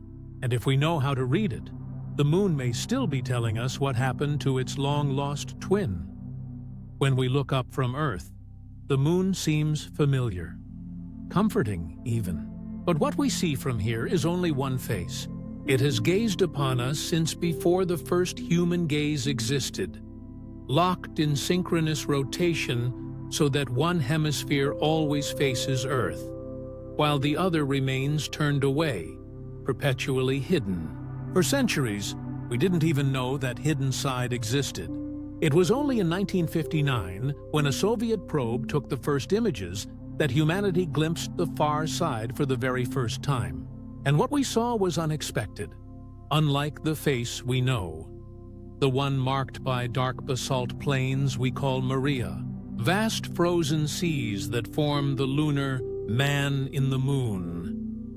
The far side is almost entirely covered in bright, mountainous terrain. Its surface is older, thicker, and far more scarred. The contrast between the two hemispheres is so striking that some scientists call it the moon's great dichotomy. It is as if one side remembers something the other has forgotten. Measurements from orbiting missions have revealed that the crust on the far side is nearly twice as thick as that on the near side. Beneath that rugged shell, the composition of minerals changes as well. There are fewer signs of volcanic resurfacing, fewer flows of molten basalt that once welled up from the moon's mantle. The far side, in essence, froze early, preserving its form like a page torn from deep time. And so, a question began to grow. Why? Why should one half of a single body be so different from the other? Gravity alone cannot explain it, nor can mere chance. For decades, scientists searched for an answer. Some suggested that the near side remained hotter longer because of its proximity to Earth, its internal heat stirred by tidal forces. Others proposed that radioactive elements concentrated more densely on one side, sustaining volcanic activity. Yet, none of these models could account for the crust's astonishing asymmetry, the imbalance that makes one side a mirror of the other in form, but not in story. Then in 2011, a new idea took shape, one that sounded almost poetic in its simplicity. What if the moon we see today was once two? According to this two-moon hypothesis, a smaller companion orbited Earth alongside the larger body we now call the moon. Over time, the two shared an orbital dance, slow, graceful, but not entirely stable. Eventually, the smaller moon drifted inward, pulled ever closer by gravitational tides until it collided, gently, with its sibling. The impact was not catastrophic, but rather a kind of merging, a slow-motion embrace that lasted minutes, yet shaped billions of years of appearance. In this model, the smaller moon was absorbed into the far side of the larger one, adding its mass and thickening the crust. The result would have been exactly what we observe today: a near side smoothed by ancient lava flows and a far side built up into bright, mountainous highlands, a silent memory of unity born from collision. If this truly happened, then the moon itself is the tomb and testimony of its twin. It carries within its form the bones of another world, forever pressed into its skin.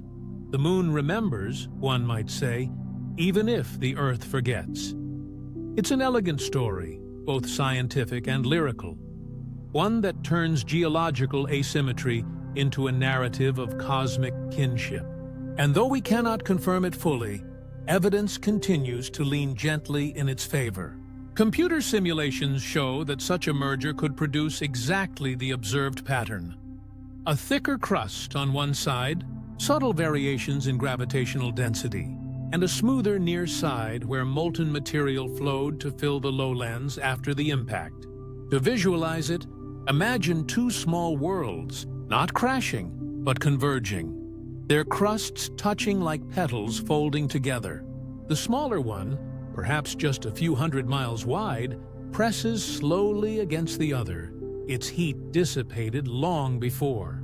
No explosion, no chaos, only a deep, silent compression. Its mountains spread and settle like a blanket of powdered stone, shaping a hemisphere that still glows brighter under the sun's light. Even now, the far side's mountains rise higher than any on Earth. They are not peaks formed by uplift, but remnants of a world layered upon another. When sunlight grazes their edges at dawn or dusk, they gleam like ancient scars, reminders of a time when the moon was still finding itself, still unfinished. For those who study lunar samples, the highlands tell this story in their chemistry. The rocks are anorthositic, rich in plagioclase feldspar, a mineral that forms from slow crystallization in a cooling magma ocean. Their isotopic fingerprints match those of the near side, proving both sides share the same parent. But their structure differs, as though one part of the body aged faster, cooled sooner, and hardened while the other continued to flow. It is in these subtleties, the delicate differences in density, mineralogy, and isotopic ratios, that scientists hear the faint echo of that ancient merging. Philosophically, it is tempting to think of the moon as a memory made visible, where the Earth's surface renews itself, burying its past beneath tectonic folds and oceans.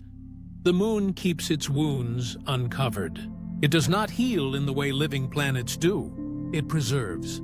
And perhaps that is why it feels eternal to us, why its face has comforted every generation of humankind, even as continents below have drifted and vanished. When we gaze at the moon's far side through the eyes of orbiters and telescopes, we are, in a way, looking at the record of an ancient reconciliation. The place where one world folded into another. Its quiet brightness is not emptiness, but evidence, a stone illuminated by memory. And yet, for all our measurements and models, uncertainty still lingers.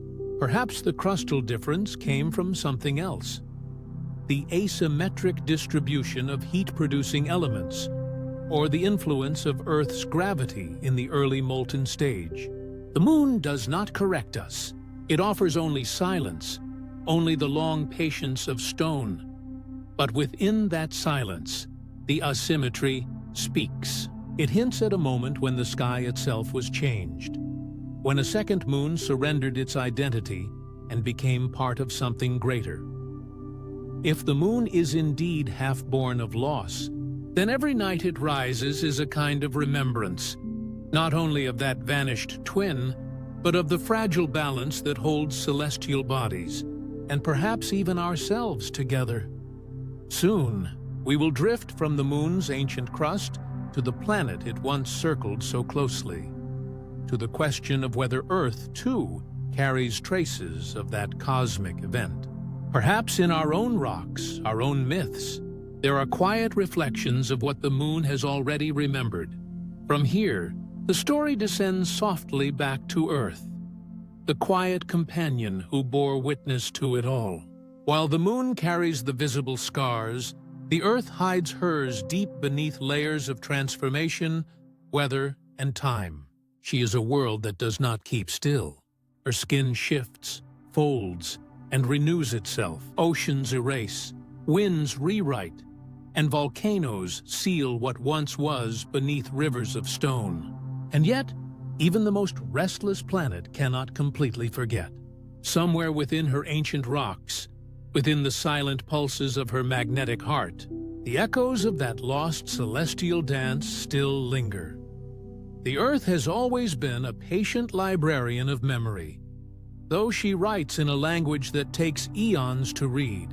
Each layer of rock is a page, pressed and aged beneath the weight of time. Each grain of sand, each ripple fossilized in stone, each magnetic particle aligned by fields long vanished. Together, they form her grand archive. But unlike a book that sits quietly upon a shelf, this one lives and breathes. It grows mountains and erases oceans. It folds back upon itself and buries the oldest stories. To study Earth is to piece together fragments of a diary written by shifting hands. If the moon's highlands are the scar of a lost twin, then perhaps the Earth's crust bears a subtler reflection of that same event. A moment when the heavens changed and our tides began to move to a different rhythm. In certain ancient rocks, particularly those born when life was still learning to crawl from the sea, scientists have found delicate records of tidal patterns, rhythmic bands in sediment, alternating between light and dark, coarse and fine. These are not the work of chance. They are the breath of the ocean, captured in stone. Each stripe marks a day's rhythm, a shifting shoreline molded by the pull of the moon and the sun. Over millions of years, those tides left their fingerprint, wave by wave, until sand became shale and motion became memory. By reading the spacing of those layers, researchers can estimate how long the days once were, how often tides rose and fell. The results are astonishing. Billions of years ago, the Earth's day was shorter, perhaps only 18 hours long. The moon was closer then, its pull stronger, its dance more intimate. And as it slowly drifted away, it took some of our rotational energy with it, lengthening our days, calming our tides. But what if, for a time, two moons pulled at the oceans together? It's possible, perhaps, that the fossil tides of certain epochs, unusually complex or chaotic, hold faint traces of that era. If two gravitational bodies shape the seas, the interference of their cycles might have produced layered rhythms beyond the simple rise and fall we know today. A double heartbeat in the sediment, a moment in which the ocean did not follow one conductor, but two. We may never confirm such patterns with certainty. Tides are shy storytellers. They leave only the gentlest script, thin laminations preserved only where erosion and pressure have spared them.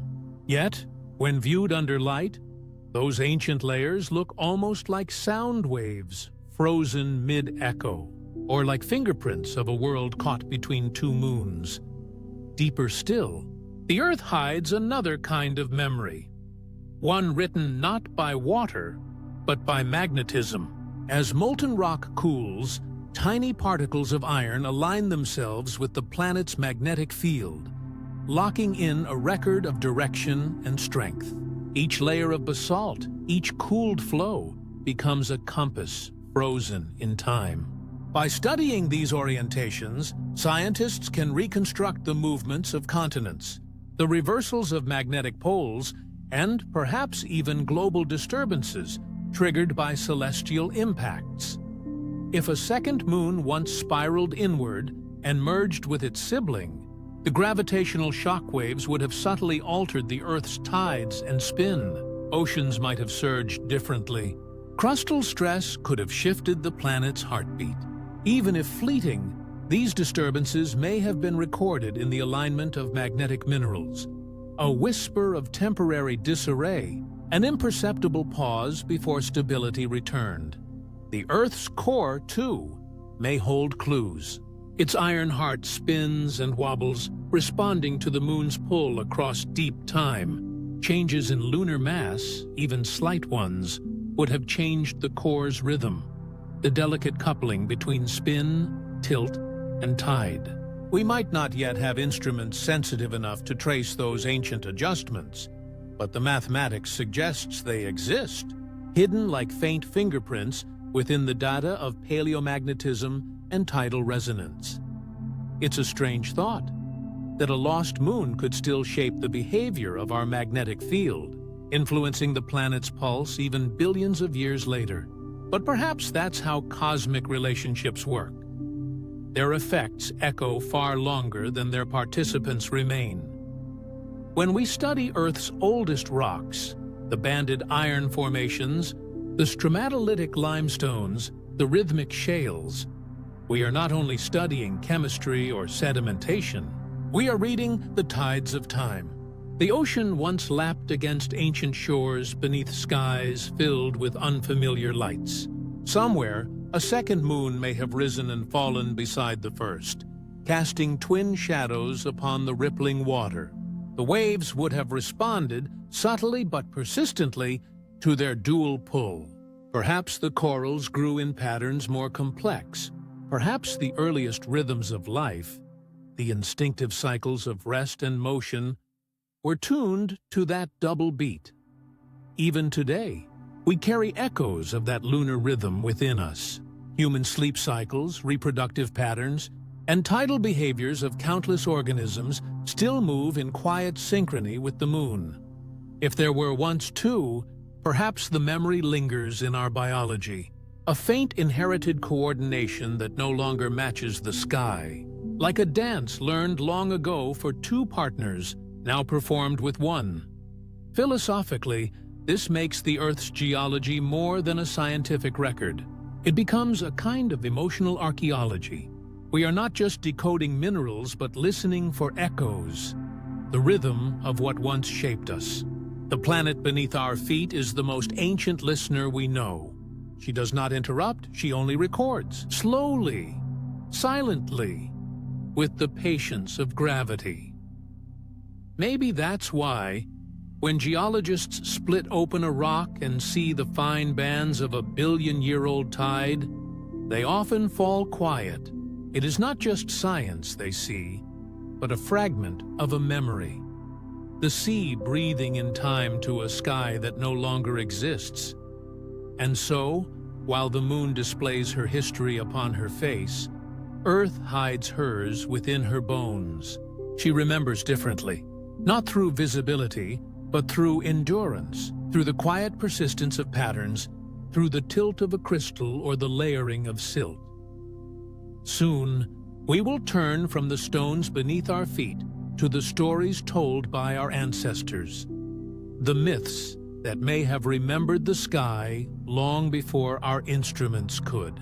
For if Earth remembers through matter, humanity remembers through meaning. And somewhere between geology and mythology, the truth may still shimmer, waiting to be recognized, carrying that thought onward, from the slow testimony of stones to the whispers carried in story. We begin to sense another kind of record, one not etched in mineral or fossil, but in memory. For long before telescopes and lunar maps, humanity looked up and saw the heavens not as a stage of mechanics, but as a living drama.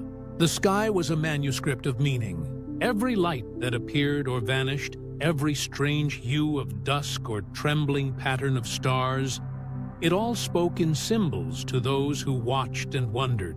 And among those ancient stories scattered across continents, we find curious echoes of something forgotten. Myths of two moons, and of one that disappeared.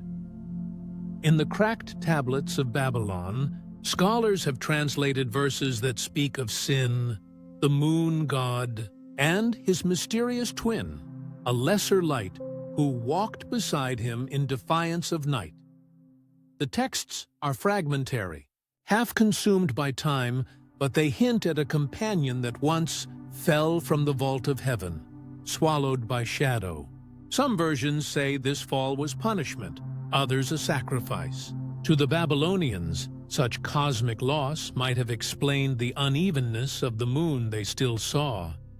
Its blemished face, half radiant, half scarred. In their view, the heavens were moral spaces where even light could err, and beauty could bear the marks of its own undoing. Far from Mesopotamia, the motif resurfaces again. The Maori of Aotearoa tell of Rona, who angered the moon and was drawn up into its light, her form still visible on its face. But in some earlier tellings, Rona was not taken to the moon, but to one of them. The other, her companion, was torn apart for its insolence, scattered as embers across the night. To the elders, this may have explained the starry dust that follows the moon's path, the faint, milky smear of what was lost. The story carries a tenderness that transcends astronomy, the idea that loss itself can become luminous. In the myths of the Maya, too, the theme recurs. The Popol Vuh speaks of twin celestial brothers, one radiant, one wounded, whose struggle set the sky in motion. When one was broken apart, the other shone brighter in morning. Scholars usually read this as a solar allegory, the interplay of sun and moon, light and dark. Yet, in light of our own scientific speculation that perhaps two moons once circled Earth, the story acquires a haunting symmetry. Across millennia, people may have remembered, in dream or symbol, what the rocks themselves remember in silence, that the sky once bore twin orbs, and one was lost. There are stories from the Dogon of Mali about the second eye of the night, a dimmer companion to the moon that vanished after a great noise in the heavens. In Inuit traditions, elders tell of a time when the night was too bright to hunt, when two moons danced and argued in the Idabidu, water's reflection. Some Amazonian tribes recount a celestial sibling who betrayed the moon and was shattered, raining down silver fragments that became fish scales. An image so specific, yet so distant from other cultures, that it feels like a strange convergence of myth and memory. Could it be that these scattered tales, distant in geography but united in pattern, preserve the faint afterimage of something real? Of course, myth rarely records events as history does. It translates the incomprehensible into intimacy, turning astrophysics into feeling. When an object vanishes from the sky, ancient people would not have written orbital decay equations. They would have sung of betrayal, of death, of transformation. For them, the cosmos was alive, and so its wounds were their own. In that sense, even if there never was a literal second moon, these myths reveal a universal human intuition that beauty and loss are intertwined, that every light we love is temporary, that even the sky must grieve. There's a strange comfort in thinking that early humans saw the heavens as emotional mirrors. When the moon waned, they mourned. When it returned, they rejoiced. If ever a light truly did vanish, a comet burned away, or a companion moon fell into ruin, their sorrow would not have been abstract. It would have entered language, ritual, song. Perhaps the festivals of the dark moon, common in many ancient calendars, are residues of that collective remembrance, the honoring of a light that no longer rises. The philosopher Mircea Eliade once wrote, that myth is a memory of eternity clothed in time. In other words, what we inherit as story might be the echo of something once witnessed, retold until it became metaphor. If the smaller moon's final act, that slow merging, that giving of itself, truly happened billions of years ago, then it predates every human word. And yet the essence of it, destruction and reunion, light devoured by light, feels so archetypal, so deeply woven into our shared imagination, that it seems almost inevitable we would dream it again and again. Even in modern mythologies, in art and literature, the pattern endures. We tell of twin souls, one lost, one remaining, of broken worlds that become whole through sacrifice. The poet Rilke once wrote, "Perhaps all the dragons of our lives are princesses waiting to see us act, just once, with beauty and courage." Could the same be said of the moons of our imagination, that every vanished light is a lesson in how to see differently? You, drifting now, might picture those ancient storytellers, a circle of figures around a fire, the night overhead alive with more stars than we can see today. Someone points upward, tracing the curve of the moon with a stick of charcoal, whispering about its twin, gone long ago. The story passes from mouth to mouth, generation to generation, until it becomes only symbol. Yet still, it lives.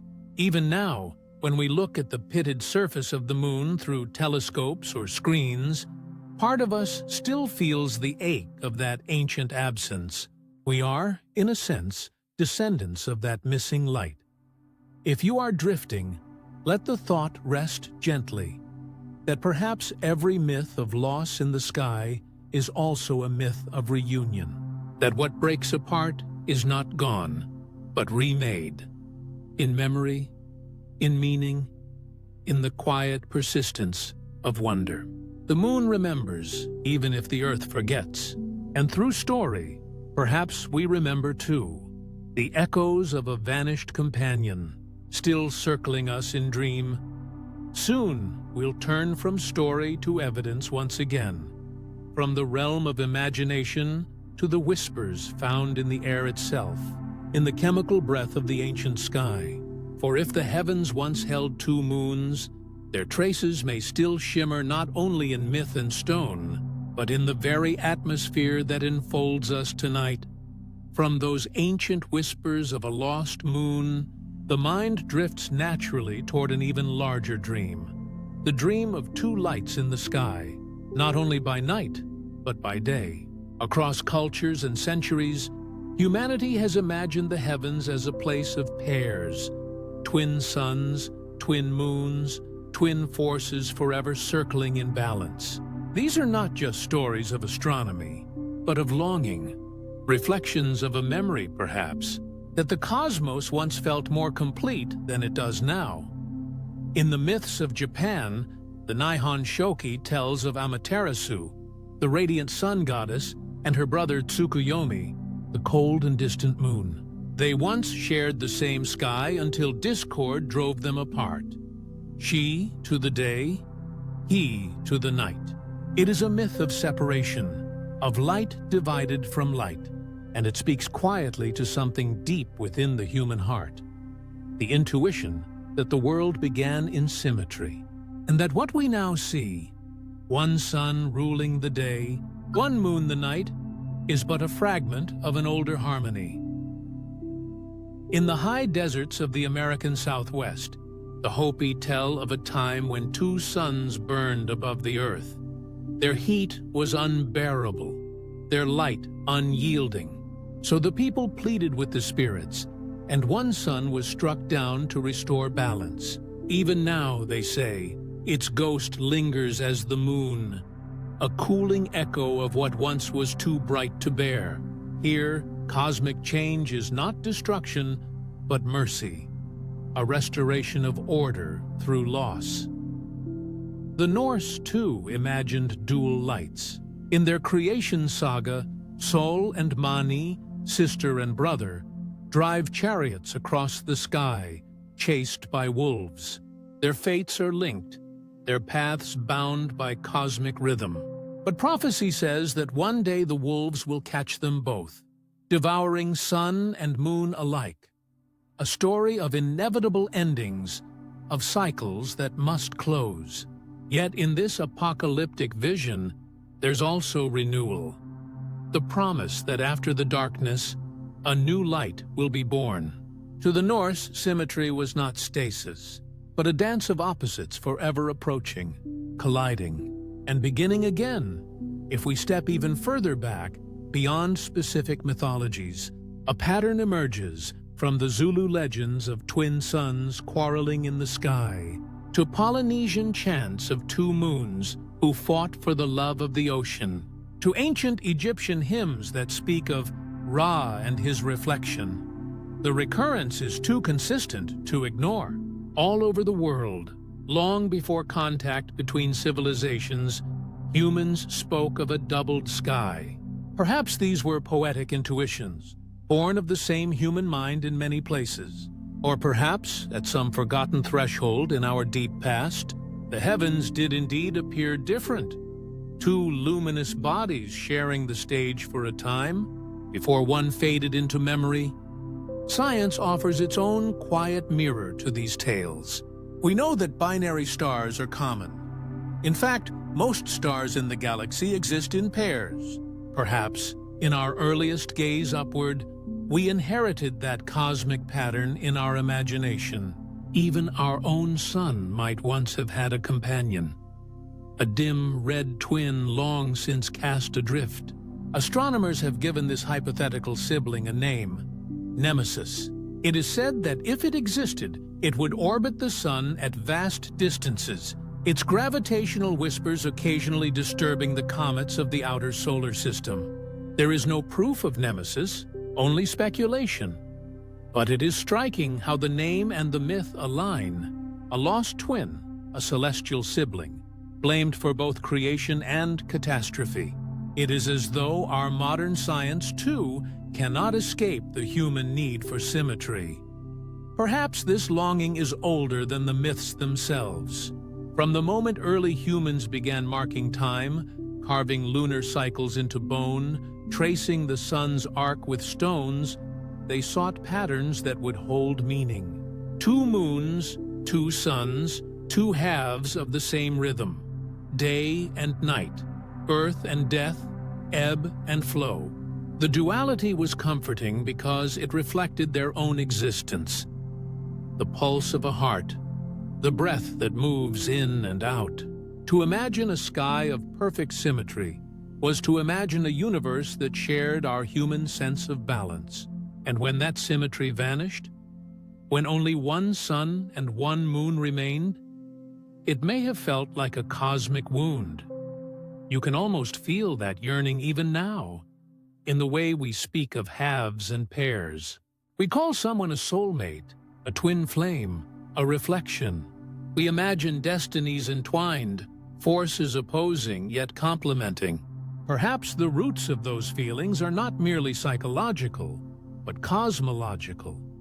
Echoes of a time when the sky itself seemed divided into partners. As above, so below, the old mystic said. And if above we once saw two lights circling in harmony, then below, within ourselves, we may still carry the ghost of that lost symmetry. It is curious, too, how the dream of dual suns often blends awe with unease. Two suns promise abundance, yet threaten excess. Two moons promise wonder, yet foretell instability. Even in our collective imagination, balance is fragile. We crave symmetry, but we also fear its cost. If there are always two forces, two centers, then something must yield. One must fade, or merge, or be consumed. The myths remind us that equilibrium is not a state to be achieved, but a tension to be lived. For the listener drifting now, picture this: a dawn not of one sun, but two. The sky gilded twice over, shadows braided in different directions, the oceans shimmering with double reflections. It would be breathtaking and overwhelming. The nights would never fully darken, the seasons would shift in unpredictable ways. Life itself would adapt differently, shaped by the push and pull of two lights. In that sense, our single-sun world is both simpler and lonelier, a quieter stage, illuminated by memory more than reality. Philosophers have often written that humanity dreams of wholeness because it remembers division. Plato spoke of souls split apart, searching for their lost halves. Mystics have said the same of creation, that existence itself is a fracture seeking reunion. So when ancient peoples told stories of two moons, two suns, two beings once joined but now separated, they may have been giving voice not just to cosmic observation, but to an existential ache. We dream of symmetry because we lost it. And perhaps that loss is what gives the world its beauty. One moon means mystery. One sun means certainty. Between them lies the rhythm that allows life to unfold. The slow drift of day into night, of brightness into rest.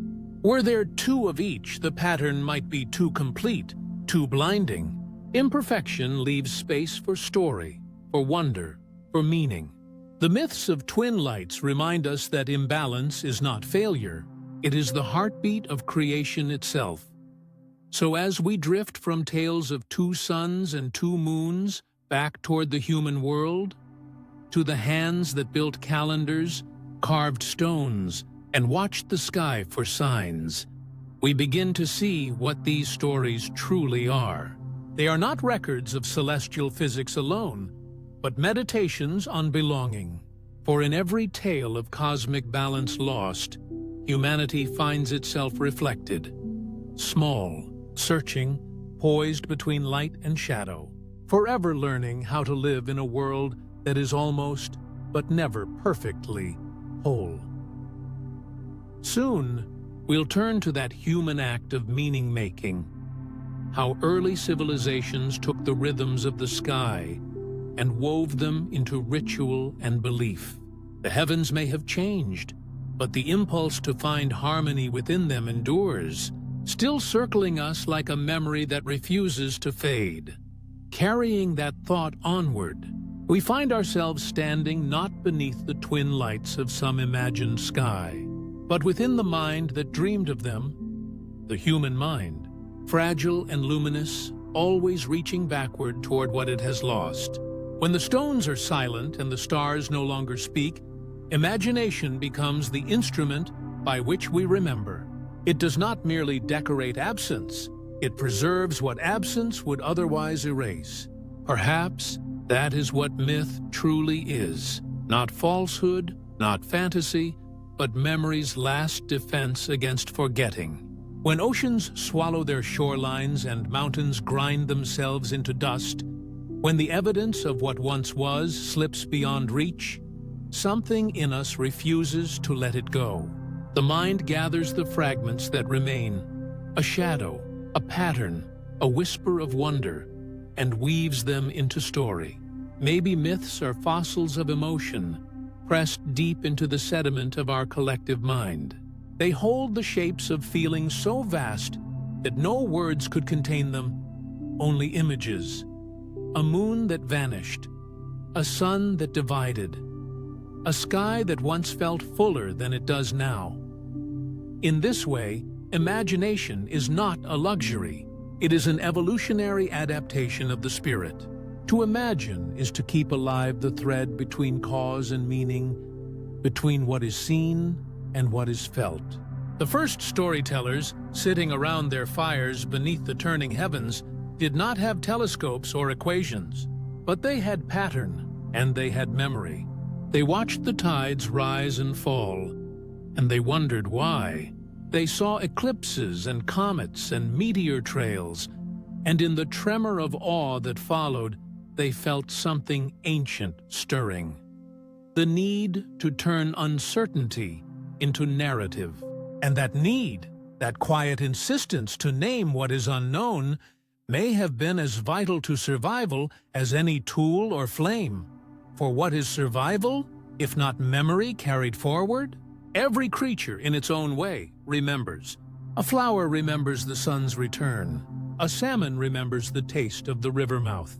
A bird remembers the invisible highways of migration written across the wind. But only humans remember stories, not just the what, but the why. We carry the emotional record of what it meant to exist, not only the fact that we did. This is how culture endures. It is how knowledge travels when the written word has not yet been born. Storytelling is the oldest form of genetic inheritance. The passing down of inner worlds. The transference of feeling across the long distances of time. So when ancient people told tales of a moon that died, or two lights that once danced together, perhaps they were not simply inventing. Perhaps they were translating, turning geological cataclysm into symbol, transforming the ungraspable into something the heart could hold. The mind does not record events the way a rock does. It records their resonance, their echo, their temperature in the soul.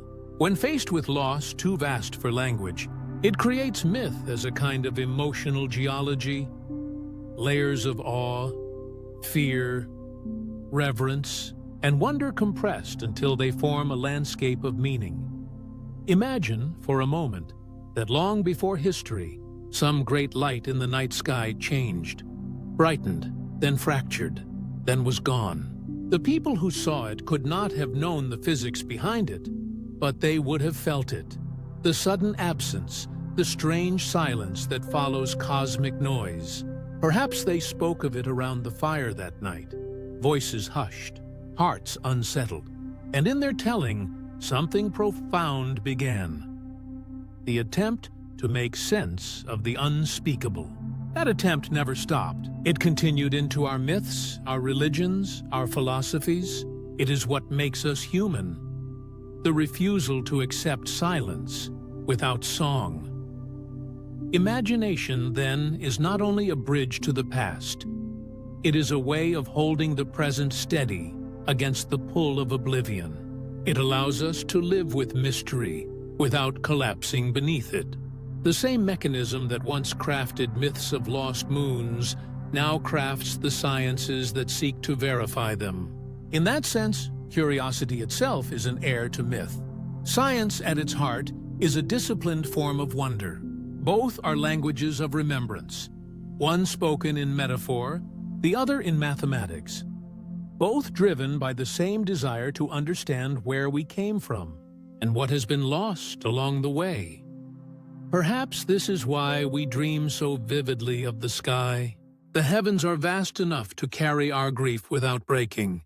Every myth of loss projected upward, of suns extinguished, of moons devoured, of gods descending, is also a way of externalizing pain, of making it beautiful.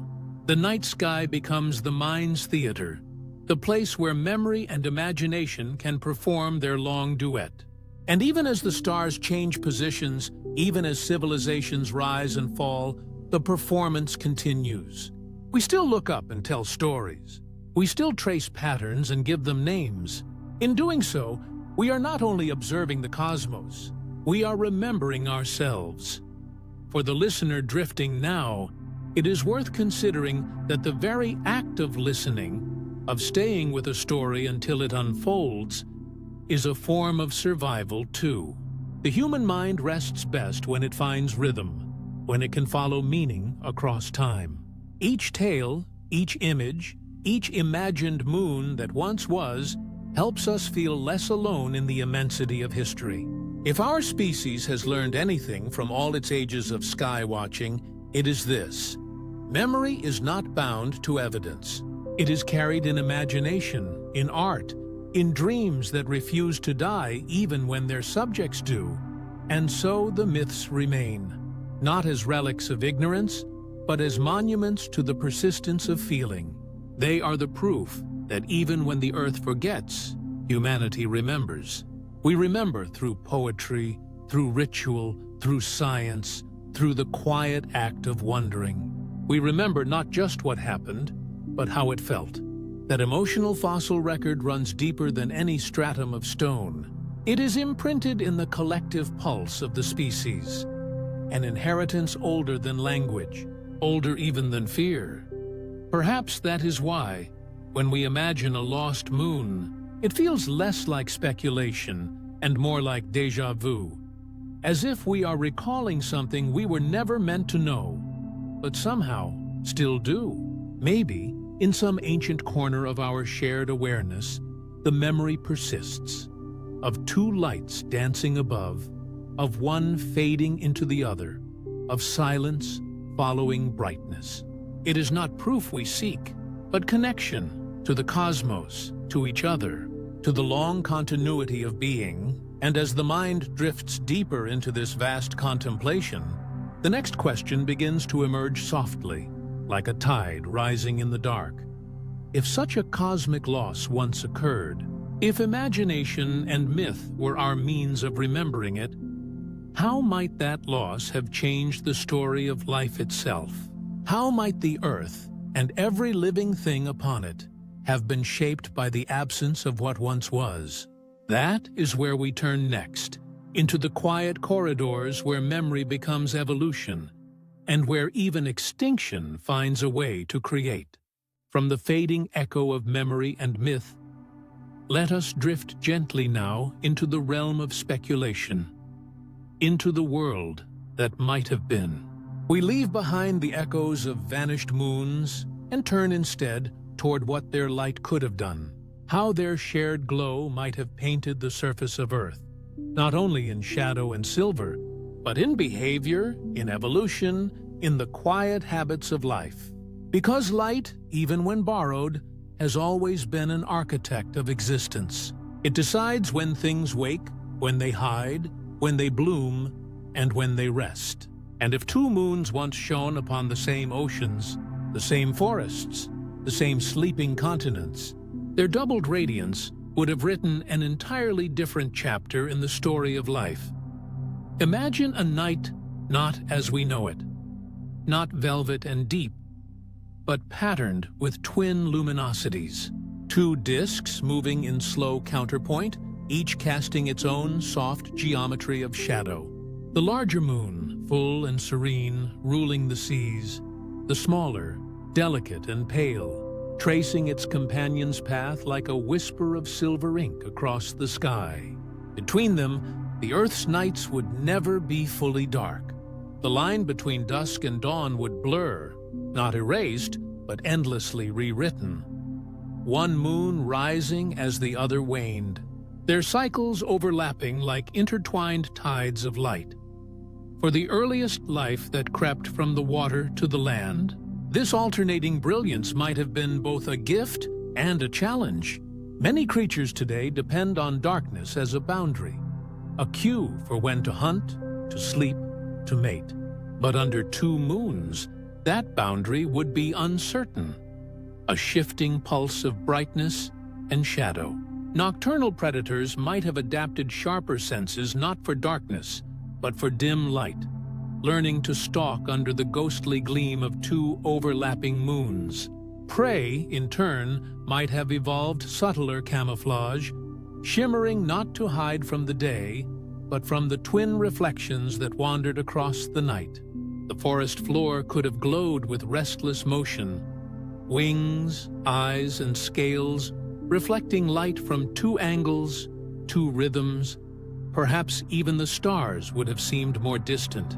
The sky, awash with moonlight, might have muted their shimmer.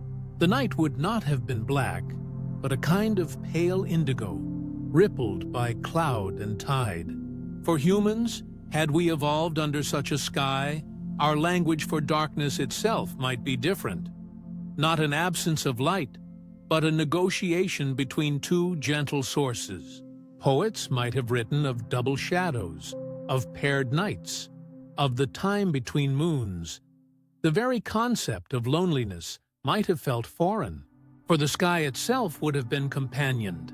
And yet, the influence of dual moons would have extended far beyond the poetic. Plants, too, listen to the sky. They open and close with the rhythm of light, following not only the sun, but the faint reflection of lunar glow. On Earth as we know it, many coastal plants bloom in response to the moon's monthly cycle. Their timing linked to tides, to pollinators, to subtle cues of luminosity. 2 moons might have created a far more intricate calendar of life. Flowers could have followed not a single rhythm, but an interwoven sequence, blooming first to one moon's fullness, then to the others. Each plant species might have chosen its preferred lunar parent, aligning its biology to the gravitational or optical pull that suited it best. The sea, too, would have responded in kind. Beneath the surface, plankton rise and fall each night, following the path of light through the water column.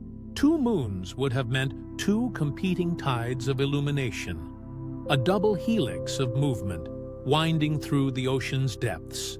Marine creatures might have synchronized not to one cue, but to the conversation between both.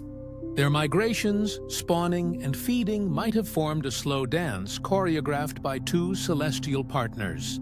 The result would be an ecosystem of layered rhythms, intricate, interlaced, endlessly adapting. Even sleep itself, that oldest inheritance of life, might have unfolded differently. Under twin moons, the human circadian rhythm could have fractured slightly, shaped by a world that never fully darkened. We might have learned to rest in intervals, short cycles matching the times when both moons vanished or fell into shadow.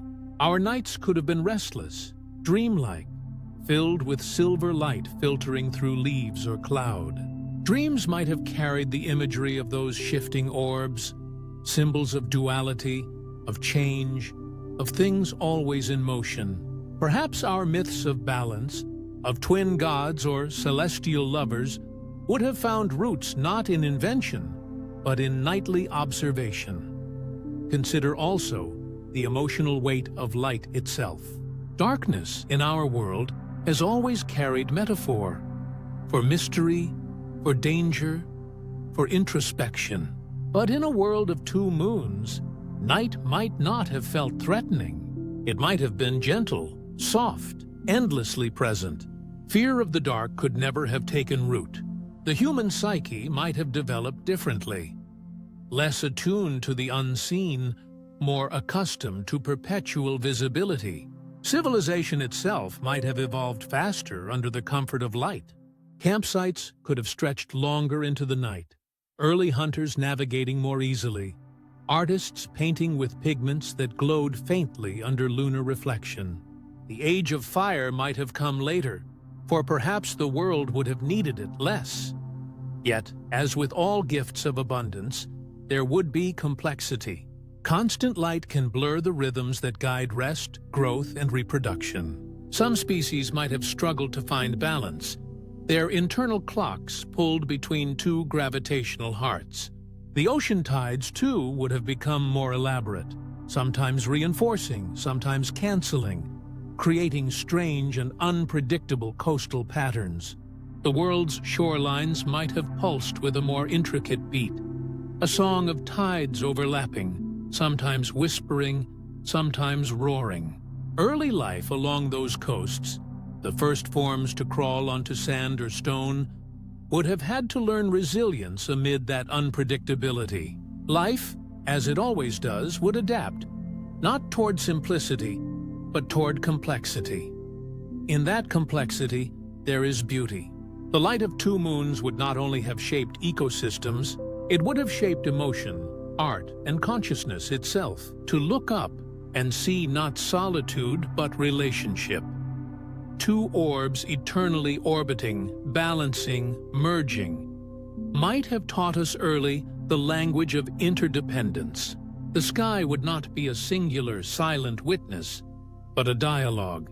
Perhaps then, humanity's understanding of connection to one another, to the planet, to the unseen, would have begun with that nightly vision of dual companionship.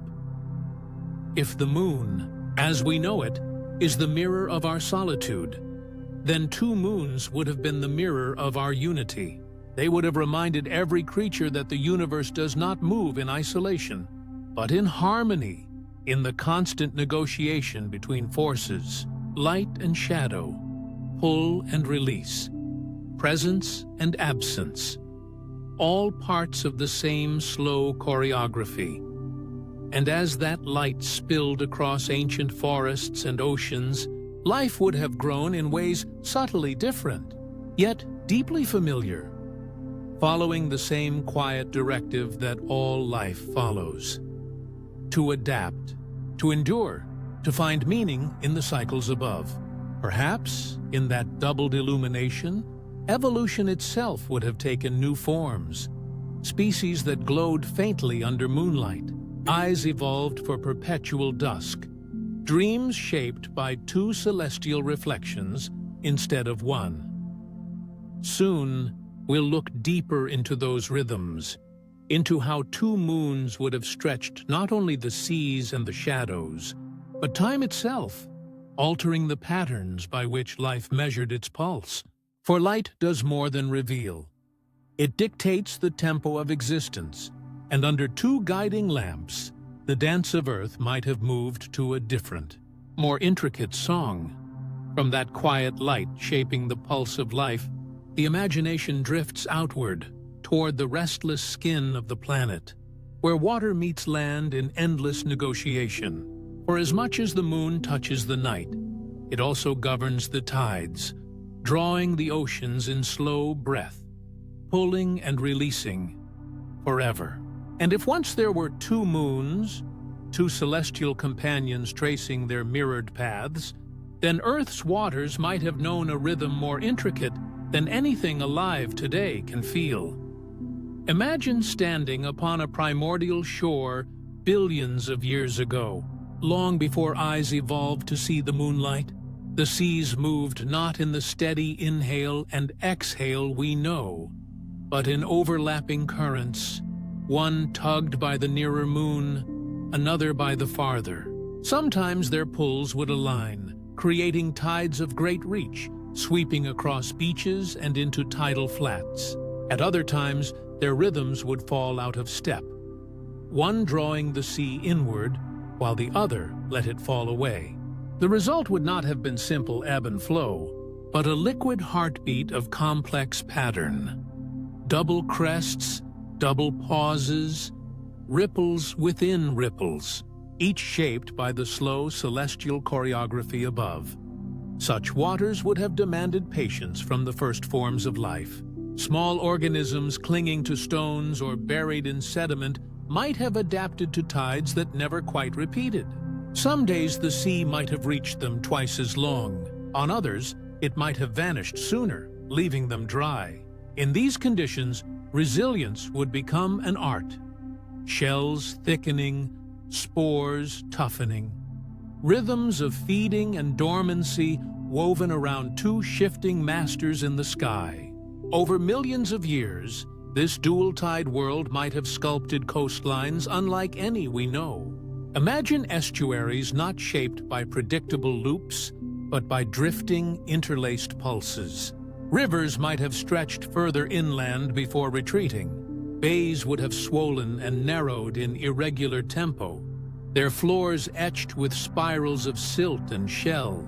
Mangrove forests, if they existed, would have crept like wanderers, chasing the promise of stable water, but never finding it. Coral reefs might have grown in layered terraces, marking each lunar interference like rings of an ancient calendar carved by waves. And for the creatures that later crawled onto land, amphibians, early reptiles, the pull of these twin tides might have determined migration and reproduction. Perhaps spawning events would align not to one lunar cycle, but to the rare conjunction when both moons rose together, full and luminous. A night so bright it turned the world to silver might have called millions of creatures to the shore, all guided by a pattern that only returned after many weeks of shifting lunar harmony. The result? Synchronized abundance, followed by long, patient silence. It is strange to think that a world's rhythm, its very heartbeat, could depend on the dance of distant stones. Yet water is an obedient listener. Each moon would whisper differently. One with a stronger, nearer voice, the other faint but persistent. Between them, the seas would hum a polyphonic song, rising and falling in complex beauty. If you closed your eyes, you might hear it still, faintly in the rustle of today's tides, echoes of a double rhythm long forgotten. For the first humans who learned to live beside the sea, such a world would have demanded adaptability and awe. Their settlements, fragile, curious, determined, might have been nomadic not by choice, but by necessity. Each generation would learn anew where the sea would come and where it would flee. Homes might be built on stilts not merely for storm protection, but to rise and fall with the ocean's temper. Fishing would become a study in patience, navigation a kind of prophecy. Those who could read the moons, who noticed when their paths aligned, when their phases crossed, would become keepers of knowledge, astronomers and priests of the water's mood. Perhaps the myths of such people would describe the moons not as cold stones, but as siblings forever arguing over the ocean's heart. One generous, flooding the shores with abundance, the other jealous, drawing it all back again. Their quarrel would shape the coasts, sculpt the bays, and command the people's trust. To displease one moon might be to call drought, to forget the other, to summon the flood. And so civilization might grow in step with these celestial tensions. Entire cities could migrate gradually, generation by generation, following the shifting edge of the sea. Wooden homes disassembled and carried inland or outward, always within reach of the water's nourishment. Roads might curve not to connect destinations, but to trace the memory of tides, each bend marking where the sea once kissed the land. The very idea of permanence might fade, replaced by a quiet acceptance of flux, an understanding that to live is to move with the water, never against it. In this imagined history, art and architecture might reflect the tide's unpredictable beauty. Temples built along the shore would bear markings that align with both lunar ascents. Bells might ring only when both moons reflect in the sea, their tones deep and rare. The calendar itself could become fluid, a living, breathing system of time that bends and sways with celestial moods. To outsiders, it might appear chaotic, but to those within, it would carry an order deeper than mathematics. The order of listening, of surrendering to nature's layered pulse. Even language could evolve around the sea's multiplicity. Words for tide might have dozens of variations, each describing a subtle difference. The smaller moon's pull versus the greater's. The balance when both rest in the same sky. The stillness when neither holds dominance. The people would live attuned to nuance, sensing patterns invisible to later generations. Over time, such a dual-tide world might foster a different kind of thinking, less linear, more cyclical, aware that opposites can coexist, that harmony is born not of sameness, but of continual negotiation. A civilization raised by two moons might come to see conflict itself as part of balance, each wave an argument, each retreat an answer. Their philosophy might celebrate uncertainty, their art shaped by fluidity, their spirituality rooted in the rhythm of reconciliation. And when, at last, one moon vanished, whether through collision or retreat, the seas would mourn. The once complex song of tides would soften into simpler cadence. The coastlines would stabilize. The people would notice silence where once there was conversation. Festivals might arise to remember the days of twin lights, songs sung to the absent moon whose pull had once given life its unpredictable grace. Now, when we look at the tides, steady and familiar, we might sense faintly what has been lost. The oceans still breathe, but with one lung instead of two. The rhythm remains, yet something in it feels quieter. as though the world keeps time to a half-remembered melody. Soon, we'll drift toward how such celestial laws reshaped not only seas and skies, but the very instincts that make life what it is. How evolution, sleep, and the pulse of the planet all learn to move in the wake of a vanished companion.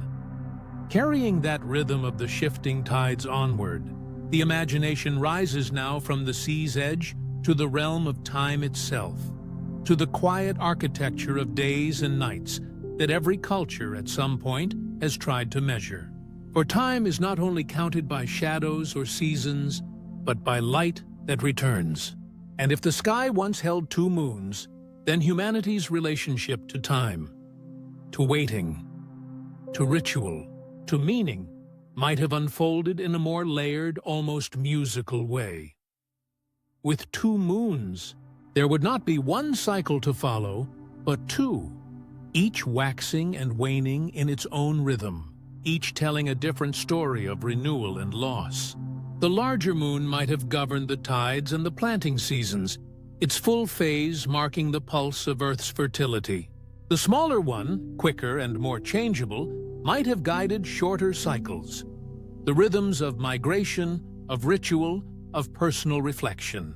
Together, they would create a complex calendar written across the heavens, one that demanded not calculation, but listening, a sensitivity to the sky's overlapping patterns. Imagine early humans, gathered around a fire long before writing was born. They would look up and see not a single silver coin, but two, one brighter, slower, majestic, the other smaller, sometimes a companion, sometimes distant. They would mark the nights when both were full, and those when one disappeared while the other lingered. The sky would become a conversation, a visible dialogue between two celestial beings. Perhaps this was where the human concept of balance was first learned, not as stillness, but as motion between two presences, two lights in eternal communication. Calendars, in such a world, would be far from the rigid grids we use today.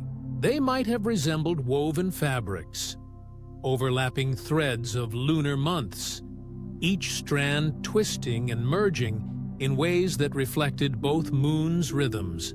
Some months would carry dual full moons. Others would seem to skip a beat. Farmers and sailors would need to read this celestial weave with care, interpreting not just when the moons rose, but how they danced together. Festivals might occur only when both moons aligned, nights of rare brightness, when shadows vanished and the earth was bathed in double silver. And how might humanity have celebrated those twin lights? Perhaps entire civilizations would have grown around the pattern of their meetings. One moon might represent the realm of the body, fertility, harvest, birth, while the other governed the realm of spirit, dreams, ancestors, and reflection. When both shone full, festivals of unity would fill the night with music and fire. When they drifted apart, people might light twin candles in their homes, symbolic echoes of the sky's quiet separation. Even in loss, there would be meaning. Even in distance, dialogue. Some cultures might have built twin temples, each aligned to the rising of a different moon. Pilgrims could journey between them in rhythm with the heavens, from one sacred place to the other, mirroring the sky's own migration. Time itself would no longer feel like a straight road, but a breathing field, moments expanding and contracting, waxing and waning, just as the moons did above. In such a world, people might not ask, when, but rather, which moon? As though the passage of days could only be understood in terms of celestial conversation. In myth, these moons would become siblings, perhaps twins, perhaps lovers, perhaps rivals. One steady, patient, nurturing. The other impulsive, restless, ever-changing. Their relationship would explain not just the motions of the sky, but the patterns of human life. Friendship and conflict, union and solitude, creation and decay. The people would see in their heavens a reflection of themselves, a story of interdependence written across eternity. When the smaller moon waned quickly, they might say it was fleeing from sorrow. When it brightened again beside the larger one, they might call it forgiveness. The night sky would thus carry emotion as much as light, a living theater of feeling, guiding both calendar and conscience. Time itself would not be cold or mechanical. It would be intimate, personal, poetic. It would feel like a dialogue. Under such a dual-lunar system, even language might bend around this awareness. Words for month could multiply, one for each moon cycle, and one for their conjunction. Poetry would bloom from the sky's complexity. Metaphors of twin hearts, twin destinies, twin shadows crossing paths. Lovers might swear oaths beneath one moon, then renew them beneath the other, believing each governs a different part of the soul.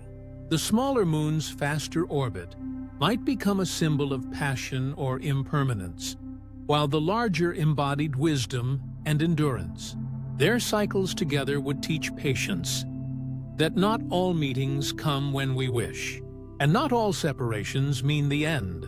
And for those who measured the heavens carefully, the early astronomers, the keepers of sky maps, the challenge would be profound.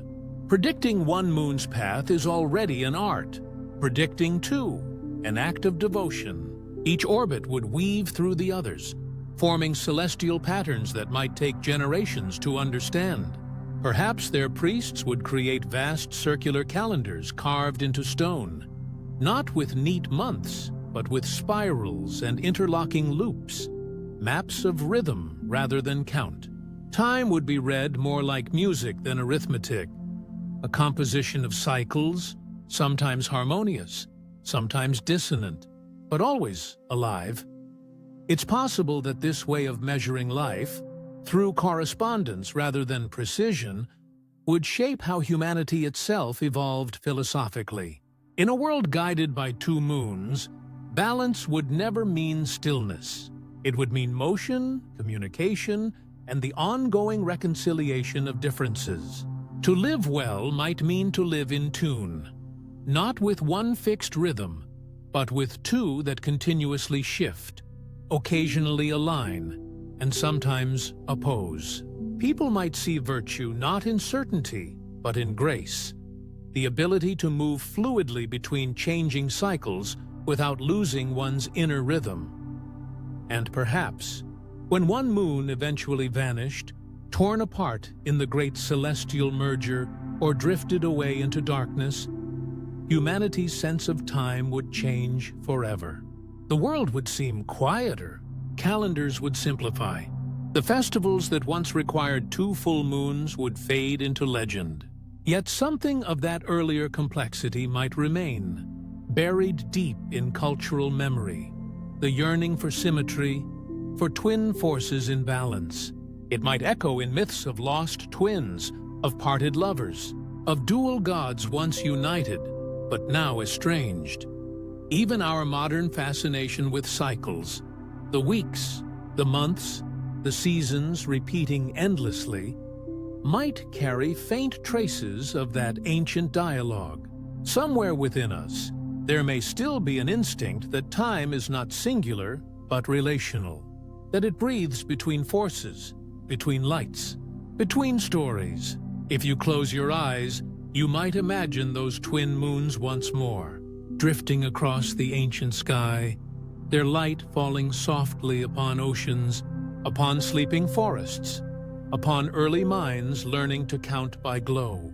And in that imagined stillness, you might sense what time once felt like before it was captured by clocks. Not a straight line, not a number, but a conversation unfolding across eternity. Soon, we'll follow that thought further, into how the heavens, in shaping time and tide, may also have shaped the very way life itself learned to move, to adapt, and to dream beneath the cosmic rhythm of its many moons. From here, the story turns toward a quieter kind of catastrophe. Not a fiery end or violent collision, but a long fading, like a song whose harmony has been lost. The smaller moon, once a familiar companion, would drift toward its end, leaving the sky lopsided and strange.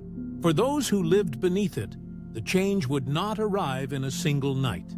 It would come softly, yet profoundly, through tides that no longer obeyed their ancient rhythm, through nights that felt emptier in a way no words could name.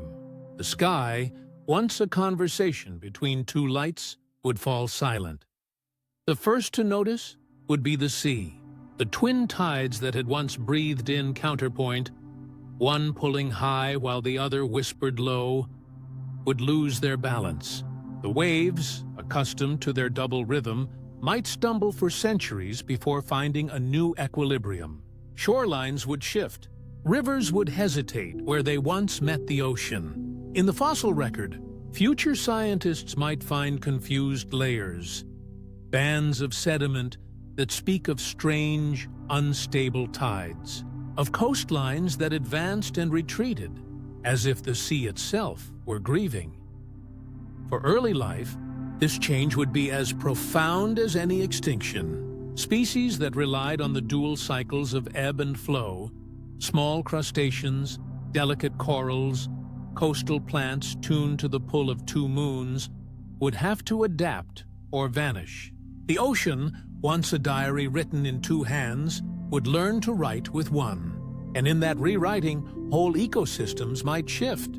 Perhaps the disappearance of one moon became the quiet midwife of new forms of life, creatures that thrived in the simpler rhythm of a single lunar tide, unaware of the complexity their ancestors once knew. On land, the nights would darken, not entirely, but perceptibly. There would be evenings when, for the first time in generations, the world was touched by a deeper darkness. The smaller moon's light, once enough to guide travelers or reflect in the eyes of nocturnal hunters, would be gone. Its absence would leave shadows thicker, horizons quieter. Firelight might become more sacred then, not merely warmth, but a stand-in for something cosmic that had been lost. And for humanity, or whatever conscious beings looked upward then, the loss would not be merely physical. It would be mythic. The sky had always been a teacher, a storyteller. To see one of its storytellers vanish would fracture that continuity. The sky forgot half its story, they might say, as though the heavens themselves had fallen into grief. Across centuries, myths would reshape the loss into meaning. Some would say one moon devoured the other, a warning about greed or betrayal.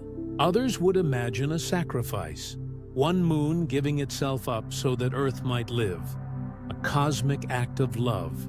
Still others might remember it as a war among the gods, or the death of a divine twin. Each story, in its own way, would be an act of healing, the human instinct to repair the sky with language when the sky itself can no longer speak.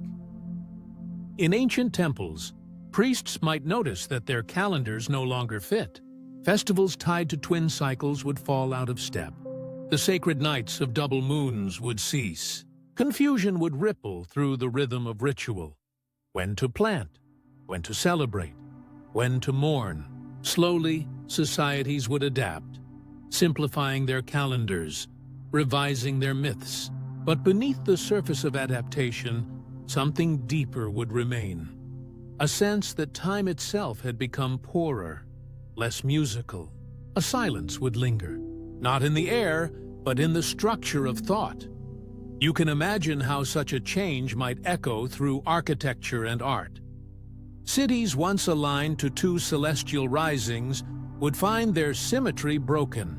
Temples that once faced one moon at dawn and the other at dusk would stand as monuments to a vanished harmony.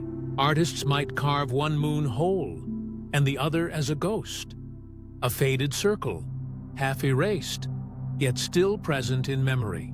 Language would evolve too. The word for pair, once sacred, might take on a tone of nostalgia. Poems would speak of the lost light, songs of the friend who went into shadow. There would be fear, too, in some hearts. When a light disappears from the heavens, it cannot help but feel like an omen. Perhaps the world is ending, they might think. Perhaps the gods have turned away. Anxiety would ripple through communities like an unseen tide. People might turn to ritual, to appeasement, to rebalancing what felt broken. In that way, the disappearance of one moon might reshape not just the sky, but human psychology, awakening a deeper awareness of fragility, of impermanence, of the delicate balance that underlies all things. For time, the natural world would respond. Tides would find a new rhythm. Animals would adjust their migrations, their breeding, their sleep. The larger moon would take full command of the night, its silver light stronger, its influence steadier. To future generations born under this single moon, it would seem as though it had always been so. They would hear stories of another once sharing the sky and dismiss them as myth. The lost moon would fade first from the horizon, then from memory, and finally from belief. Yet, somewhere deep within the collective imagination, the shape of two moons might remain, reappearing in dreams, in art, in the instinct to pair opposites. Perhaps, in that way, the loss of a moon seeded one of humanity's oldest hungers. The desire for wholeness, the yearning for a missing half, of a twin, a partner, a balance that once was and might be again.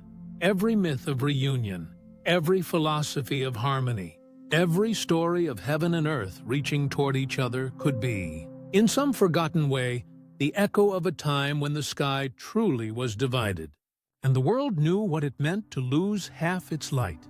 Even now, our single moon bears the scars of that event. The Highlands and Maria, the contrast between light and dark, perhaps the silent memory of another celestial self folded within it. The moon remembers, even if the earth forgets. And we, its distant children, continue to write songs and stories about loss and return, about unity and division, as though echoing a pattern older than life itself. So when you look up at the night sky, that wide, quiet expanse with only one great lantern burning above, you are gazing not at perfection, but at survival. You are seeing a sky that once had to heal. The dark side of the moon is not merely shadow. It may be the bruise of a reunion long past. And though the heavens now seem stable, their history whispers otherwise, that once, long ago, the night fell apart, and from its pieces, the world learned how to remember. Soon, we'll follow that thread deeper into how this loss did not only reshape oceans or myths, but the very fabric of evolution itself, as life learned to adapt beneath a quieter, lonelier sky. Carrying that thought onward, the story of loss slowly softens into something else. Not disappearance, but transformation. When a light vanishes from the heavens, it does not take the world with it. It leaves traces, resonances, patterns that find new forms in water, in wind, and in us. The afterglow of a vanished world is not only what lingers in the sky, it's the quiet persistence of life, learning to live differently, to find rhythm again in what remains. Earth, as always, remembers how to mend itself. The oceans, unsettled by the loss of their second pull, learn to breathe again in single motion. Tides still rose and fell, just less complexly, less erratically. The coastlines, once unsure of their borders, began to settle. Where confusion once reigned, new ecosystems took hold. Crabs and shells adapted to new intervals of ebb and flood. Coral found a steadier cadence in the moonlight. Change did not erase what had been. It simply folded it into a new equilibrium, as if the earth, with all her patience, whispered, "We begin again." That is the quiet miracle of this planet. Resilience woven so deeply into its fabric that even cosmic loss becomes compost for creation. The vanished moon might have scarred the tides, but it also gave rise to balance. In its absence, the surviving moon became not just a companion, but a symbol of endurance. Its solitary glow came to define the rhythm of night, the shape of time, the pull of emotion itself. And in its silver light, the memory of what once was continued to shimmer, unseen but never gone. In the slow recovery that followed, perhaps humanity, or the early beings who gazed upward before us, learned something profound about impermanence. They saw that even the sky could change, that even the eternal was not immune to fracture. And yet the world endured. Seasons still turned. Rivers still carved their patient lines through stone. The stars continued their long conversation. In this awareness, maybe a kind of humility was born. The recognition that loss does not end the story, it reshapes it. You can feel this quiet inheritance even now in the way we think, in the way we create. The idea of duality, light and dark, self and shadow, presence and absence, runs through every human art. It's as if the memory of two moons became the template for every contrast we hold dear. Pain and beauty, memory and forgetting, love and distance. We live inside that echo, one that began not in language, but in light. Look through our oldest myths and languages, and you'll find it everywhere. The twin gods, the mirrored spirits, the two paths, the double faces of truth. The longing for something lost, not to restore it, but to remember it, threads through every culture. Even in art, we draw balance as two circles, side by side, or entwined. The symbol of infinity, the mirrored halves of the yin and yang, these are not coincidences of imagination. They are reflections of a deep ancestral memory, that the sky was once a pair, and that unity once included difference. Over time, that cosmic symmetry turned inward. Humanity learned to see duality not only above, but within. We began to understand that we too contain opposites, light and shadow, joy and sorrow, creation and decay. The lost moon, in some unspoken way, became a metaphor for all the things we lose and must learn to live without. Perhaps that's why the moon still haunts our poetry. It stands for absence as much as presence. When we look up and whisper to it, we're speaking not just to a celestial body, but to the memory of what could have been. And so, the afterglow of that vanished world still lives in us, in the rhythm of our hearts, in the tides of emotion, in the art we make to bridge the distance between what is and what was. Every song about longing, every painting of two lights in the sky, every myth of reunion echoes that ancient wound and its healing. The human instinct to reframe loss into meaning, to turn endings into metaphors, might be one of the most extraordinary adaptations evolution ever produced. For life, in its simplest form, responds to change with biology. New traits, new timings, new shells. But consciousness responds with story. It cannot stop itself. It builds narratives around what fades. It weaves threads of purpose through patterns of chance. Perhaps that's why, long after the smaller moon was gone, the idea of it persisted. Because imagination is the mind's way of holding hands with what time takes away. You, listening now, are part of that lineage of resilience. Every thought you've ever had about cycles, about loss, about the strange comfort of repetition, it all comes from this ancient cosmic rhythm. Our sleep itself, our dream cycles, still obey the tug of that one remaining moon, the survivor. But maybe deep in the subconscious, the phantom pull of the second moon still stirs something. A faint longing for balance, for symmetry, for the memory of dual light. Even nature seems to echo that ghostly symmetry. The bioluminescence of waves, flickering like two lights in the sea. The eyes of nocturnal creatures reflecting starlight, glowing in pairs. The mirrored wings of moths and owls that glide beneath the moon's gaze. All small reminders that the world still carries its twin legacy. The vanished moon may be gone, but its reflection ripples through the fabric of life. Like the echo of a heartbeat, long stopped, yet still felt in the pulse of the present.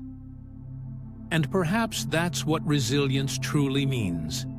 Not merely surviving, but transforming absence into presence. The Earth did not mourn forever. It learned to glow differently. It wore its history like a scar that became an ornament. The single moon, too, became a keeper of both stories, the one that was and the one that remains. Every time its light touches the oceans, it carries both voices in silence, the light of endurance and the shadow of loss. From this perspective, cosmic impermanence no longer feels tragic. It feels natural, part of the same rhythm that guides birth, decay, and renewal in all things. Nothing, not even the heavens, are fixed. Everything dances, collides, merges, dissolves, and begins again. The universe is not a monument to permanence, but a vast river of transformation, flowing endlessly from one form to another. So as the story of the two moons fades into myth and memory, what remains is not their absence, but their lesson, that everything, from stars to stories, exists in the fragile beauty of impermanence. That loss is not the opposite of life. It is its continuation, written in softer ink, and that even after the brightest lights fall from the sky, their afterglow endures, in stone, in tide, in thought, and in every quiet heart that still looks upward and remembers that once, long ago, the night had two moons. Soon, we will drift from memory into meaning itself, into the deeper reflections of what impermanence teaches us, and how the universe, through its endless changing, becomes the greatest teacher of all. Carrying that thought onward, we find ourselves gazing once more at the quiet canvas above, that immense ceiling of time and motion that, for most of human history, has been our truest constant. The sky has always felt like the one thing that did not move when everything else did. Empires fell, rivers changed their courses, forests burned and returned. Yet the stars, from our tiny vantage on this restless planet, seemed eternal. They were the slow heartbeat of the cosmos, the rhythm that guided our migrations, our myths, our calendars, and our sense of belonging to something larger than ourselves. To imagine that the heavens could change, that even the great dome of night might shift, fracture, or lose one of its lights, unsettles something deep in us. We have built our stories on the assumption of celestial permanence. The moon rises, the sun follows, the stars hold their patterns. But the universe is not bound by our longing for stability. It moves in great indifferent cycles. Even the heavens evolve. If we could look through the eyes of deep time, we would see that the sky has never been still. Stars are born and die in silence. Constellations drift like slow continents of light, reshaping themselves over millennia. Planets trade warmth for cold. Moons form, collide, dissolve into rings, and coalesce again. Yet, for the brief moment that a human lifetime occupies, the illusion of steadiness feels complete. The sky seems to promise us order, and in that illusion, we find comfort. It's easy to forget how fragile that comfort is. A lost moon, a shifting star, even the faint dimming of a familiar light. Any of these could ripple through not only the physical world, but through the architecture of our imagination. The heavens are not just what we see above us. They are the mirror in which we've always found our place. When that mirror changes, so too does our sense of who we are. Perhaps that is why ancient peoples watched the sky with such reverence and fear. To them, the heavens were alive. Gods in slow motion, their moods written in light. Eclipses were not simply shadows. They were cosmic silences. Comets were not passing ice. They were messengers, omens, ruptures in the fabric of the predictable. The moon itself was a companion, and when it waned, even temporarily, hearts trembled with the thought that something vital could vanish. And yet, beneath the myth and wonder, there is a quiet truth. The sky does change. It always has. The same way mountains erode, the same way oceans shift their beds, the same way we age and forget and remember again. The stars we see tonight are not the same stars our ancestors saw. Not precisely. Their positions, their brightness, even their numbers, all slightly altered by the long breathing of the universe. What feels eternal is, in fact, in motion. To live on a planet under such a mutable sky is to be constantly reminded of the dance between permanence and impermanence. We depend on order, the sunrise, the moon's return. Yet the very forces that give us these patterns are built on change.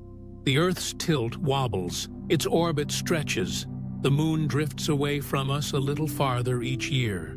Even the day itself, once shorter, has grown longer as our spinning slows.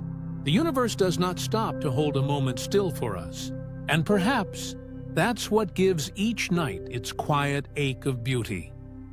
The knowledge that nothing, not even the heavens, remains unchanged. Imagine for a moment that the sky did shift dramatically, that one of the moons vanished, or a new one appeared. To early eyes, it would have been both revelation and catastrophe. Entire systems of meaning would be challenged. Priests would search their scrolls, elders would recount dreams, and poets would give birth to new metaphors of loss and rebirth. The heavens, which once served as the map of certainty, would become a story of transformation. And in that transformation, something deeply human would awaken. Change in the sky forces change in the soul. It compels us to question what we hold sacred, to measure our faith not by what endures, but by how we respond when the familiar fades. Perhaps this is why the night sky has always been the canvas for our philosophies. Because it reflects not just the universe's movement, but our own capacity to adapt to it. We have always used the heavens to make sense of impermanence. When stars died, we called them gods ascending. When comets appeared, we saw them as spirits crossing realms. When the moon's face changed, we likened it to the phases of life: growth, fullness, decay, renewal.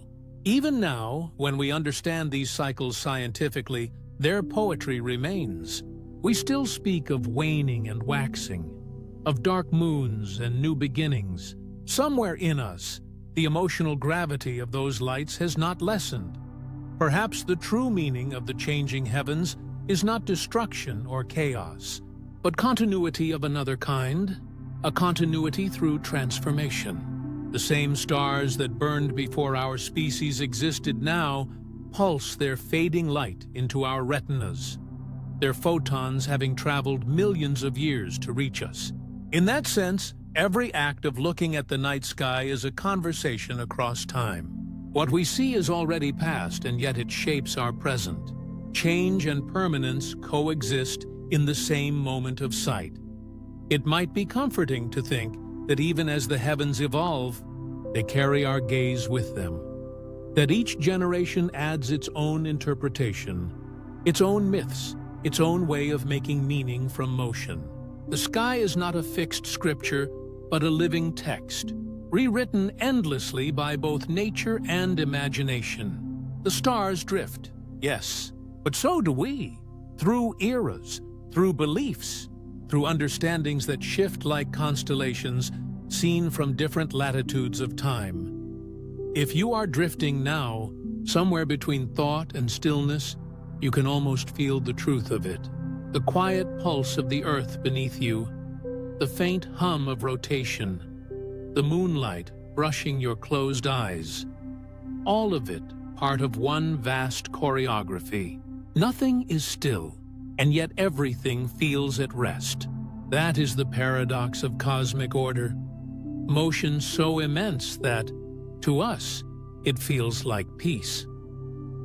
Soon, we'll look at how these celestial shifts are not only written in our myths and memories, but also in the stone and strata of the earth itself. How our planet, too, remembers when the heavens changed. But for now, it is enough to linger here, in this thought, that even the stars drift, even the heavens evolve, and in their movement, we find both the fragility and the grace of being alive in a changing universe. From here, the story opens into the quiet architecture of balance, that invisible tension holding everything together, from the pull of tides to the rise and fall of a breath. It is easy to think of balance as stillness, as some perfect point where all forces cancel and time itself seems to pause. But in truth, balance is motion. It is not a frozen moment, but an ongoing conversation between opposites, a dance where gravity, light, emotion, and thought all find their rhythm by yielding, by adjusting, by listening to one another. The universe has always spoken in the language of balance. Every orbit, every atom, every heartbeat is a negotiation between pull and release, attraction and escape. Planets do not simply hang in space. They are held there by an unending compromise, the outward motion of their travel forever matched by the inward call of gravity. That pull is not force alone. In some poetic sense, it might be seen as empathy between worlds, each celestial body acknowledging the existence of the other through its gravitational whisper. The moon feels the Earth's presence and responds with its own subtle tug, shaping tides, time, and the rhythm of life below. In this way, gravity might be the cosmos's most profound expression of relationship. Nothing exists alone. Every particle, every planet, every star is in dialogue with something else. And just as the heavens depend on this unseen empathy to remain in harmony, so too does every living system on Earth, from ecosystems to emotions, depend on a balance that is alive, never static. Consider a forest. Its balance is not a moment of peace frozen in time. It is a constant adjustment. Trees reach for light, competing and cooperating all at once. The soil shifts with moisture. The insects move through leaf and bark, and each death feeds another life. The balance is not perfect, nor is it ever still. It is dynamic, an endless series of small corrections that allow the whole to continue. The same is true of us. We think of equilibrium as something to be achieved, but in reality, it is something we must continually tend to, as the tides tend to the moon's call. Even within the human heart, balance lives in motion. Joy leans toward sorrow, excitement toward calm. The mind sways like a pendulum between certainty and doubt, hope and resignation. What keeps us whole is not the absence of these fluctuations, but the rhythm between them. Emotional balance, like cosmic balance, depends on a conversation, a give and take between inner gravity and the will to drift. Balance never means stillness. It means endurance through motion, coherence through change. It is what allows the planets to orbit without flying apart, the seas to rise without consuming the land, the human spirit to bend without breaking. The fragility of this balance is what makes it so precious.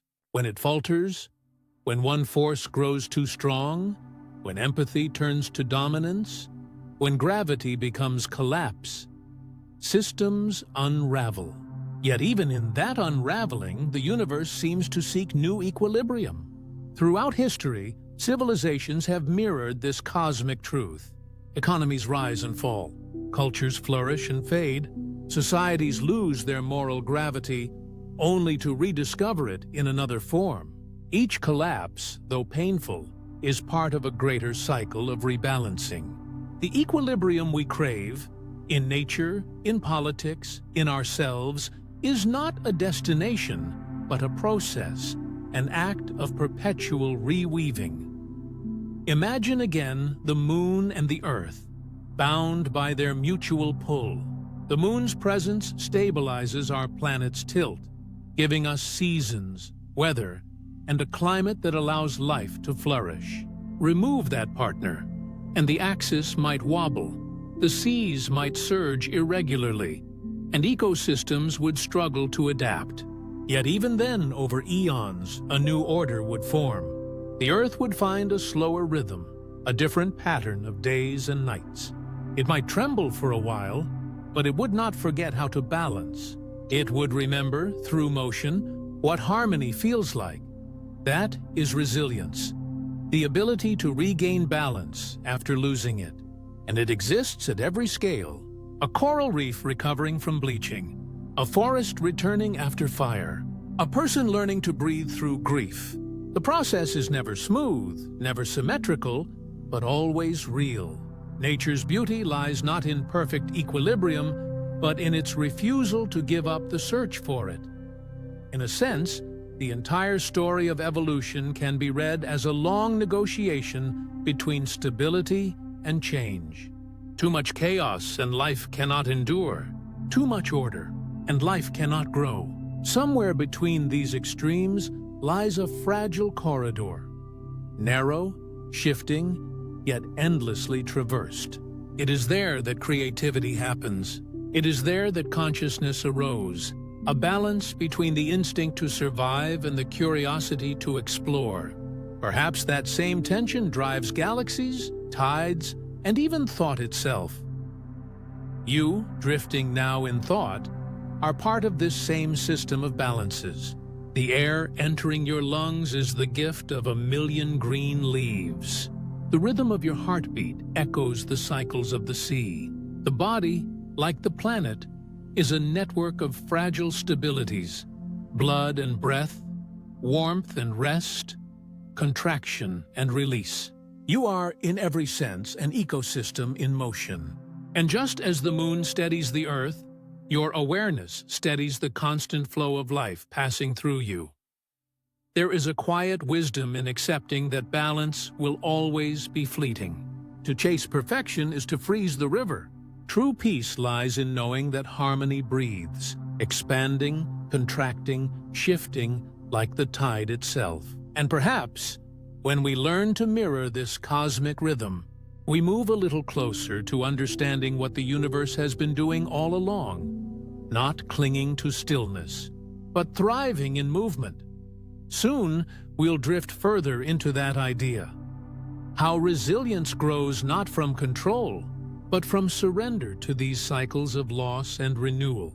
For now, it's enough to rest in the awareness that everything that endures, from galaxies to hearts, survives by learning to move gracefully within its own fragility.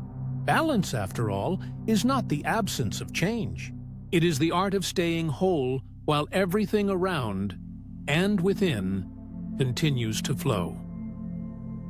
Carrying that thought onward, we arrive at the quiet idea that not all forces in the universe can be measured in numbers or fields. Some of them are human, invisible, emotional, and yet they shape everything that follows. Memory is one of those forces. It pulls at us the way gravity pulls at planets, unseen but absolute. It gives shape to the formless, coherence to the scattered, and meaning to what would otherwise drift apart. In the physical cosmos, gravity is the great collector. It gathers dust into planets, planets into systems, systems into galaxies. Without it, everything would scatter into silence. In much the same way, memory gathers the fragments of our experience, pulling them into stories, myths, and symbols that keep the human world from flying apart. Every civilization, every consciousness orbits around something remembered, even when the thing itself is gone. The moon, the loved one, the ancient world, memory remains as the invisible tether that keeps us circling what once was. Perhaps this is why humanity's oldest myths feel gravitational. They're not simply stories. They are fields of meaning that draw minds toward them again and again, century after century. Each retelling, each variation, is another body caught in that orbit, shaped by its pull. Myths do not hold truth in the scientific sense. They hold gravity. They keep entire cultures from dispersing into forgetfulness by giving them a center of weight, something to return to. If gravity binds the cosmos, memory binds time. It allows one moment to reach for another, bridging eras the way an orbit bridges space. The earliest humans, watching the moons, or perhaps the single moon that remained, could not have explained gravity, but they felt its echo in their own longing for connection, for continuity. When they carved symbols into stone, when they sang to the night sky, they were performing the same act that gravity performs with matter. They were refusing to let go. They were drawing the ephemeral into orbit around meaning. Memory, like gravity, is impartial. It gathers light and shadow alike. It keeps joy and grief circling side by side. And just as gravity deepens with mass, memory deepens with emotion. The more something matters, the more it bends the fabric of our attention, pulling thought and dream toward it. That is why the greatest myths of creation, of loss, of celestial change endure. They are heavy with collective feeling. They warp the landscape of imagination around them. Consider the story of a fallen moon. Whether real, imagined, or mythic, even if such an event occurred in the distant past, it would be more than a geological note. It would ripple through generations as an emotional truth, that something once illuminated the night and now it is gone. Over time, that truth becomes story, then symbol, then archetype. The moon that died becomes not just an astronomical curiosity, but a vessel for the universal ache of loss. And through remembering it, through telling and retelling, humanity creates a gravitational field around absence itself, a way of keeping what's gone within reach. There's a quiet paradox in this, that memory can make the vanished endure more powerfully than presence ever did. The smaller moon, if it once existed, may have fallen long ago, folded into the body of its sister. But in story, in art, in imagination, it continues to orbit. Even when one moon falls, we might whisper, memory keeps the orbit alive. The heart, it seems, refuses the finality that physics demands. It invents new laws to preserve its constellations. And maybe this is what defines us most deeply. The instinct to resist entropy, not through force, but through remembrance. Stars burn out, planets erode, civilizations crumble. Yet in some quiet corner of the mind, we keep a trace. We tell our children of what was. We mark anniversaries. We build monuments not to power, but to continuity. Each act of memory is a gravitational pull, a soft gathering of scattered fragments into a pattern that feels like belonging. The ancients understood this, though they spoke of it in other ways. To them, forgetting was a kind of death. A person lived as long as their name was spoken, as long as their story circled through the voices of the living. Memory was the thread that tied the dead to the earth, the past to the present. In Egypt, in Greece, in countless indigenous traditions, remembrance was both ritual and gravity. a sacred duty that kept the world from dissolving into meaninglessness. Even the sciences, in their own way, honor this same principle. The strata of rock remember ancient seas. The magnetic fields within minerals preserve the Earth's orientation from epochs long past. Fossils remember the shapes of vanished creatures, written in bone and stone. The universe itself is a memory in motion. Every photon traveling across space is a message from the past, a record of what once shone. The light you see from a distant star tonight may have begun its journey before humanity had words. The cosmos remembers everything. It forgets nothing, only transforms its archives into new forms of matter, new spirals of time. So too does the mind.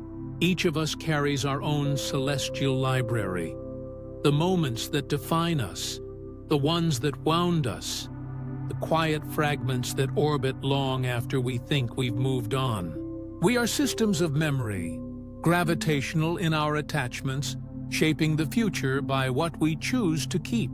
Forgetting is not erasure, only distance. The orbit widens, but the pull remains. Perhaps, then, the persistence of myth is less about superstition and more about gravity.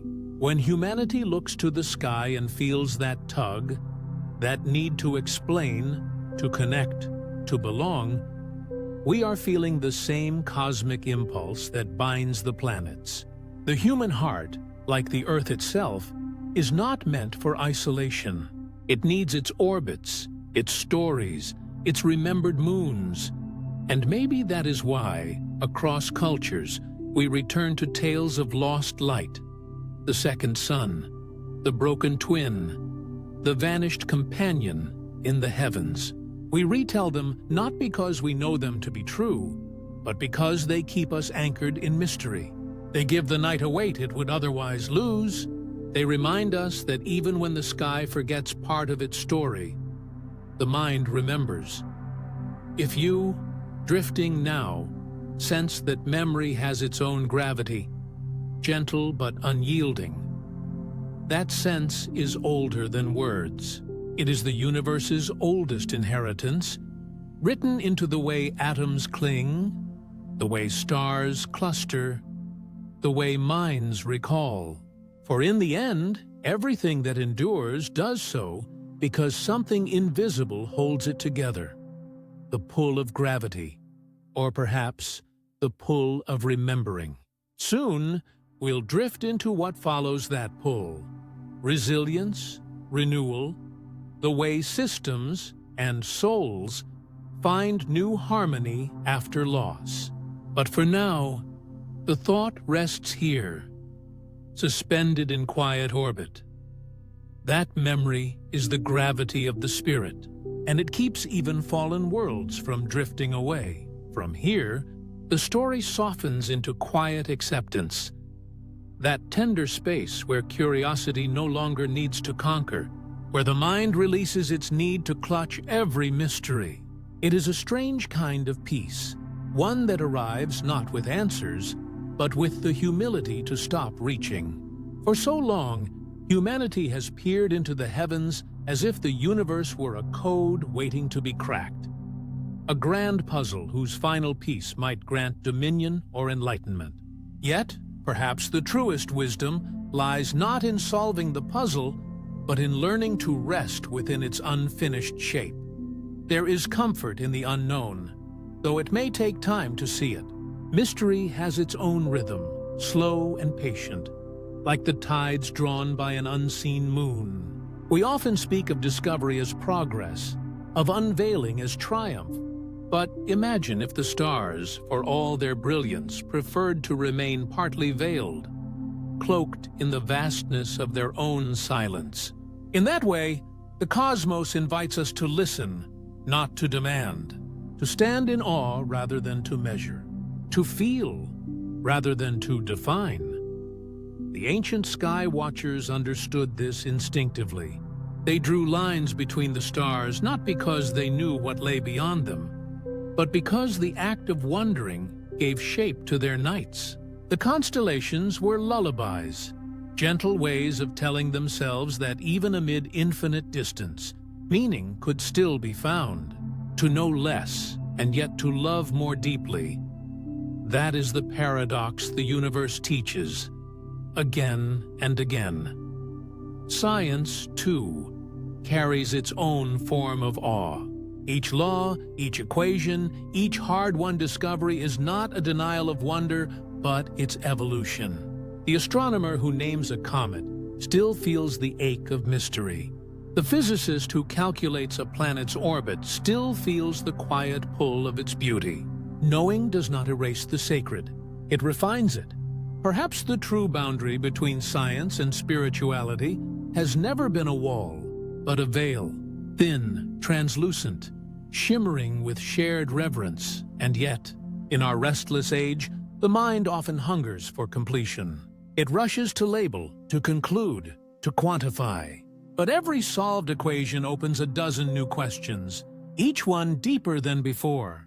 Knowledge expands, and with it, so does our awareness of what remains unseen. In that endless widening, the comfort of knowing less begins to glow differently. Not as defeat, but as grace. To say, "I don't know," is not to surrender. It is to align oneself with the rhythm of the universe itself. A rhythm built upon uncertainty, unfolding, and renewal. Some answers are lullabies in disguise. They do not shout truth. They hum it softly. When we ask, "Why are we here?" or "Where did it all begin?" perhaps the universe replies not in data or doctrine, but in feeling. In the way starlight touches water, in the hush before dawn, in the fragile peace that follows loss. These are its answers. Not declarative, but soothing. Not instructive, but restorative. And perhaps that is all we ever truly needed. Not certainty, but solace. There's something profoundly human in the desire to name the unknown. We name stars, storms, even the smallest particles, as if giving a thing a name could invite it into our circle of understanding. But some things resist naming. And in that resistance lies their beauty. The unnamed carries a freedom that the defined can never reclaim. It exists as possibility, as potential, as mystery preserved. To know less is, in a way, to allow the universe to remain alive. Not captured, but continuing. Imagine standing on a dark plain beneath a silver sky. The moon has vanished, but its light lingers faintly on the horizon. You feel both small and infinite, fragile yet connected. You do not know why the heavens shift, or what it means that worlds are born and die. Yet you breathe, and the air is enough. You look upward, and the stars, even without their patterns, are enough. That moment, unburdened by explanation, holds its own kind of truth. Throughout history, entire civilizations have lived comfortably within the arms of mystery. The Egyptian priests who aligned pyramids with celestial paths never claimed to grasp all the laws of motion. The Polynesian navigators who read stars across vast oceans did not need modern astrophysics to feel guided by the night sky. Their wisdom was participatory, relational. They did not stand apart from mystery. They sailed within it. Perhaps we have forgotten that kind of knowing, the one that listens more than it asserts. It might be that the human spirit was never designed for total comprehension. Complete understanding would be a kind of stillness, and stillness, as we've learned, is not balance, movement, questioning, the gentle hum of partial knowledge. These are the forces that keep consciousness alive. To know less is not to dim the light, but to keep the dance of shadows intact. There's also a subtle mercy in limits. If we were to hold the full blueprint of the cosmos in our minds, every law, every cause, every fate, how heavy it would be, how unbearable to know the ending of every star, the entropy of every world, the silence that follows all sound. Mystery, then, is not a failure of knowledge, but a protection. It spares us from the weight of omniscience. It allows wonder to live where certainty would smother it. And so, perhaps, the most sacred posture a mind can take is one of curiosity without conquest. To observe the universe not as a thing to be solved, but as a companion to be understood slowly, imperfectly, lovingly. The scientist, the poet, the dreamer, they all share this same gesture, a gaze turned upward, softened by awe. You, drifting now, might feel that same quiet pull. The questions that cannot be answered tonight, they can rest. They will wait, patient as the stars. You do not have to hold them all. The universe has carried them far longer than you. Soon, the story will move toward closure, to resilience, to renewal, to the gentle afterglow of all that has been lost. But for now, stay here, in the hush between knowledge and unknowing. Let the silence breathe its meaning. Let the mystery be enough. From here, the story drifts toward its final stillness, that tender hour when even the stars seem to breathe slower, and the sky becomes a mirror of all that has come and gone. What remains when moons fall? Perhaps not the light they gave, but the memory of their glow, the quiet assurance that even loss can illuminate. In the long history of the cosmos, disappearance is never an ending. It is merely a turning, a change in rhythm, a new silence joining the old. When a moon fades from its orbit, the tides shift, the nights lengthen, and yet the world endures. Oceans learn new boundaries. Winds reshape coastlines. Creatures adjust their instincts. The sky finds a new balance, and so too does the human heart. We are, after all, beings made of change, born from the death of stars, sustained by the decay of worlds that came before. To live is to inherit impermanence, to find beauty not despite its fragility, but because of it. All things change. That is their grace. The mountain once formed from fire will one day become sand. The sea that swallows cliffs will itself retreat. Civilizations rise, shimmer, and fade into dust. Even the constellations, those steadfast shapes we thought eternal, drift apart as the stars wander in their vast, quiet migration. Yet within that movement lies a strange continuity. Each transformation is not destruction, but translation. Matter becoming meaning. Meaning becoming memory. It might be that the universe speaks this language fluently. While we are only beginning to learn its syntax, we often cling to what was, to the familiar glow of what once guided us. A vanished moon, a vanished time, a vanished certainty. But when we release that grasp, we discover that the night is still whole, even with one moon. The darkness, far from being absence, becomes an opening. The missing light draws our eyes deeper into the infinite, and there we find new stars waiting, quiet as unspoken thoughts. Every loss reshapes the horizon. Perhaps that is why humans have always looked to the sky for comfort.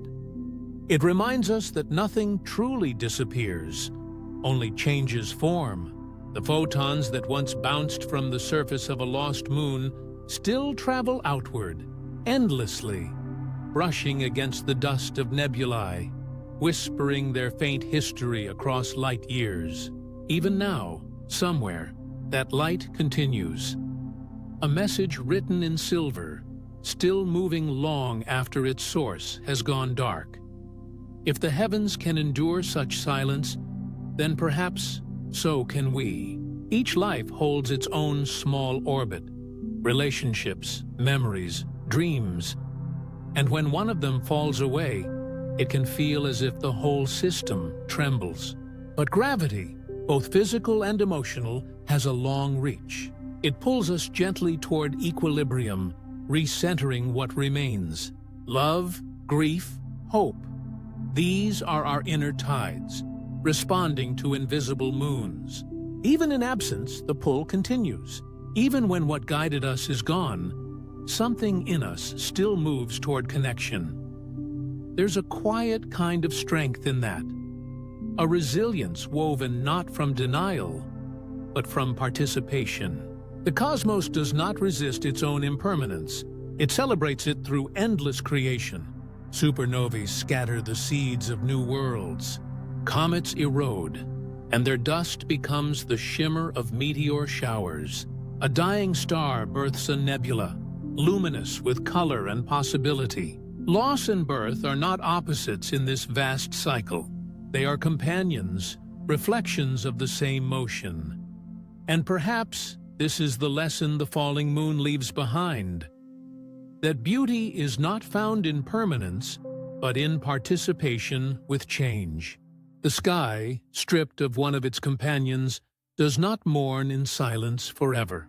It continues to move, to shine, to cradle the lives beneath it. The rhythm remains, altered but not broken, and the people who gaze upward learn to love that new shape, that new pattern of stars. They tell stories again, and in those stories, the fallen moon still lives. Not in orbit, but in meaning. You, drifting now, might feel that same understanding settle quietly within. The things you have lost, moments, places, people, certainties, they do not vanish completely. Their echoes remain in how you move, how you see, how you hope. Like the ghost tides of a missing moon, their influence continues, unseen but undeniable. Absence becomes another form of presence, softer, more diffuse, yet deeply felt. If impermanence once frightened us, it now begins to sound like music, each note fading into another, each pause giving shape to the song. To exist is to be unfinished, and that incompleteness is what keeps the universe alive. Perfection, after all, would mean the end of motion, the end of becoming. Change is not the flaw in the design, it is the design. Sometimes, in rare still nights, one can feel the truth of it, standing beneath a sky that has lost so much and yet still gleams with quiet dignity. The stars hum their slow song of endurance. The earth turns, unhurried. Life continues, improvising its way through the unknown. There is peace in that. Not the peace of certainty, but the peace of participation. Soon, the story will drift toward farewell, the long exhale of reflection after the grand arc of wonder. But before it does, let the silence hold you here a little longer. Feel the balance between what was and what remains. Let the absence of the moon remind you of the fullness that endures, the way darkness itself can glow with meaning. The night is still whole, even with one moon. The world still turns, bearing its quiet histories and unborn possibilities. And somewhere, in the deep corridors of time, another light is preparing to rise. It may not look the same. It may not orbit as we expect. But it will come, as all things come. Born from what has fallen, carrying the memory of its predecessor like a hidden pulse. In the end, that may be the truest beauty of the cosmos. Not its constancy, but its willingness to begin again. Each loss makes room for something unseen. Each fall opens a new horizon. And so, beneath the ever-changing sky, we continue, fragile, luminous, awake, finding grace not in what we keep, but in what we learn to let go. Carrying that thought onward, we arrive beneath the sky that is ours, not the one imagined by ancient dreamers, nor the one split between two glowing sisters of the night, but the one we have inherited, singular, constant, and yet still full of unanswered questions.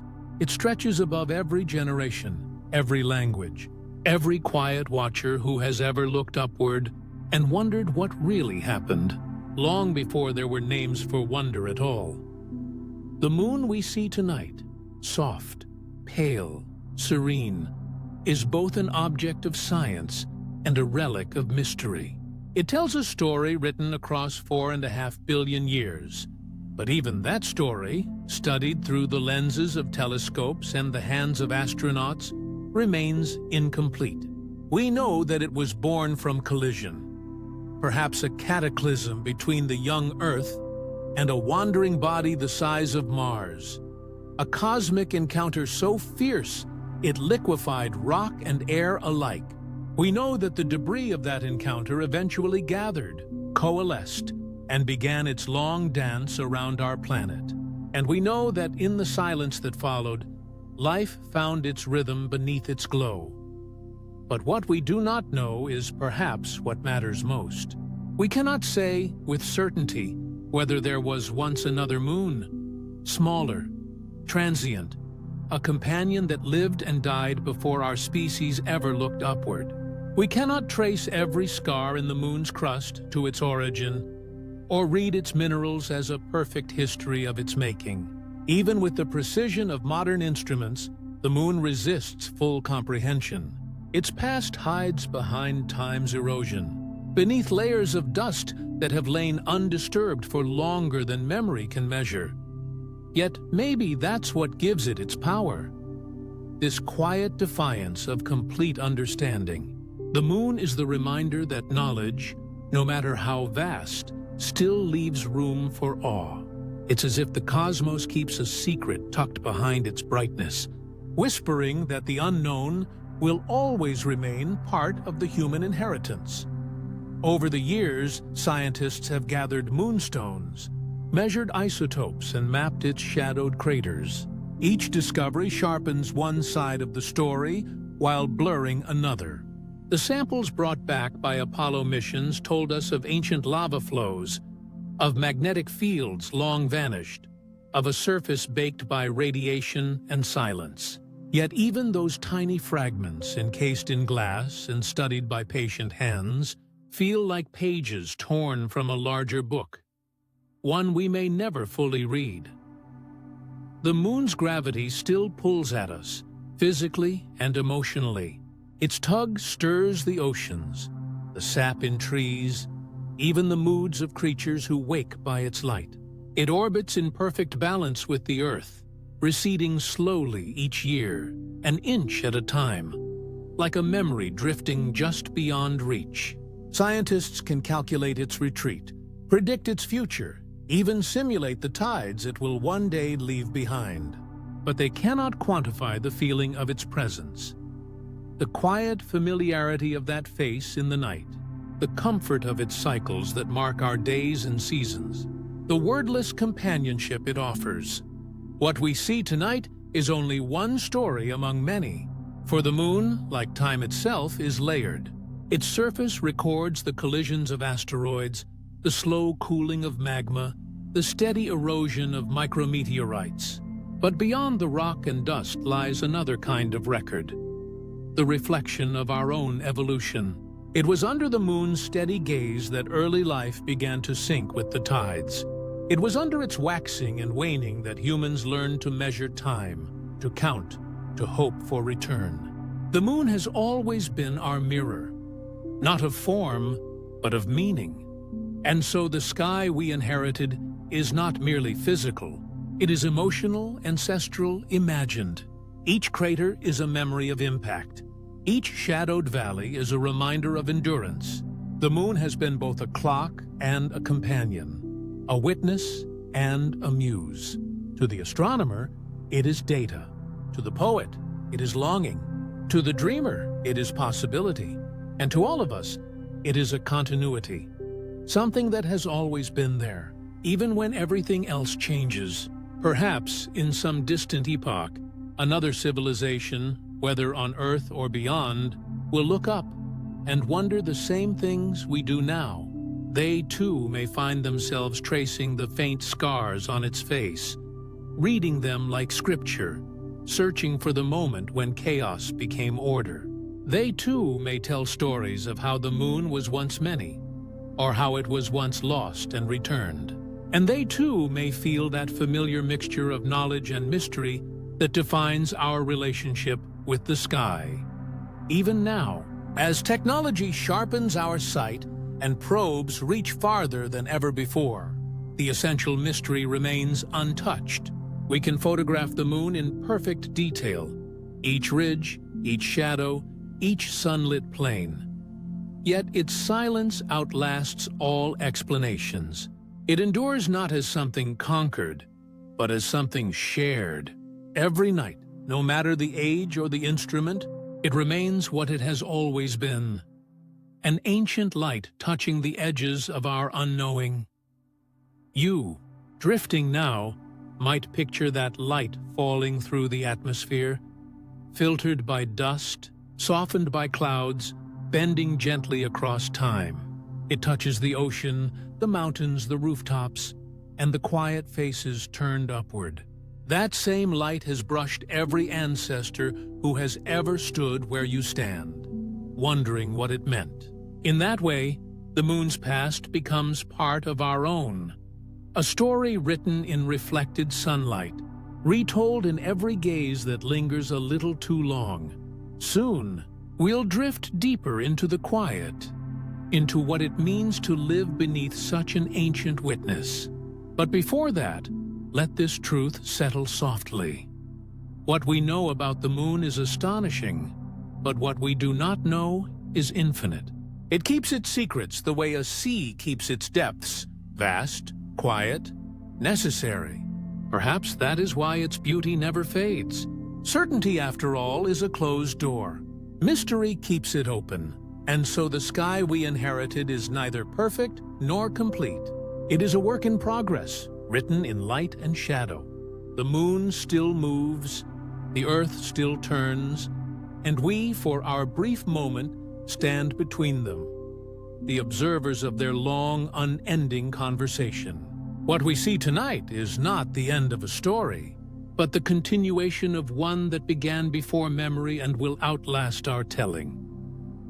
The sky remains, silent, ancient, alive with change, waiting for the next pair of eyes to look upward and wonder anew. From here, the story turns gently downward, away from the sky's silent witness, and back to the ground beneath our feet. For if the moon carries memory in dust and crater, the earth remembers in stone and sea.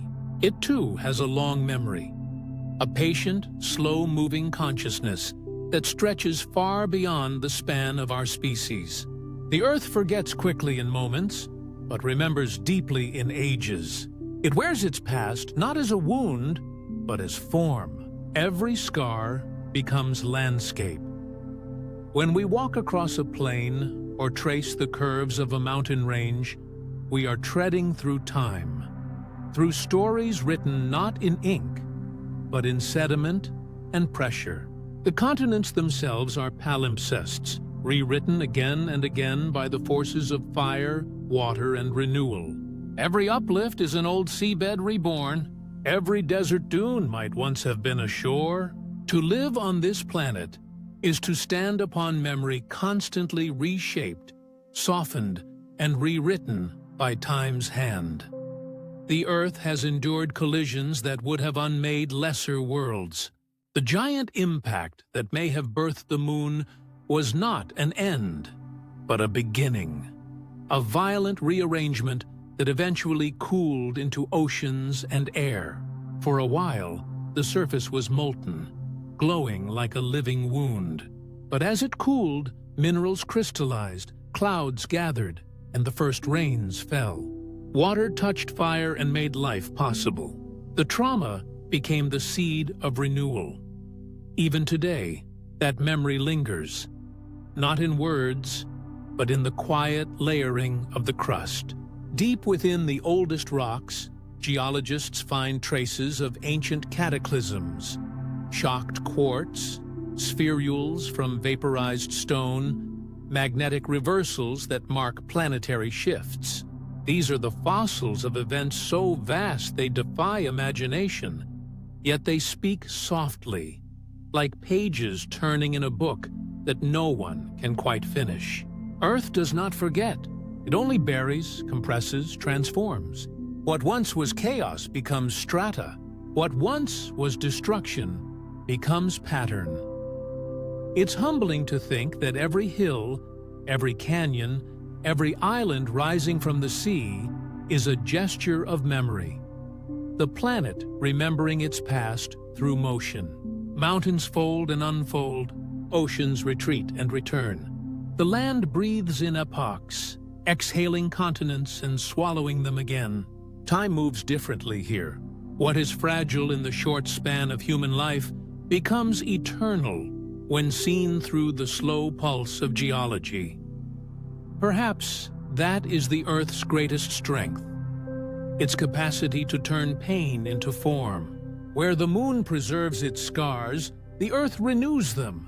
Where the moon's craters remain frozen reminders of collision, Earth's surface erases, rebuilds, and continues.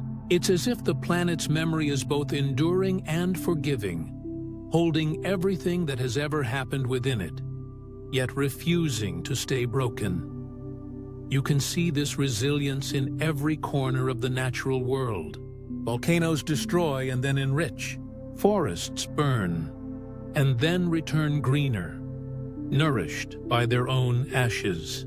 Coral reefs bleach under heat, yet fragments survive, carrying the blueprint for recovery. Even after mass extinctions, those dark punctuation marks in the planet's story, life always finds a way back. It might take millions of years, but the pattern is always the same: adaptation, transformation, renewal. Earth, in this way, is not merely a planet. It is a living archive, a storyteller that refuses to let the narrative end. Its memory is not static. It evolves. It takes the energy of what was lost and turns it into something that grows. Perhaps this is why we are drawn to stories of rebirth and healing. They echo the very mechanism of our planet's survival. If you look closely, you can feel this long memory in the smallest details.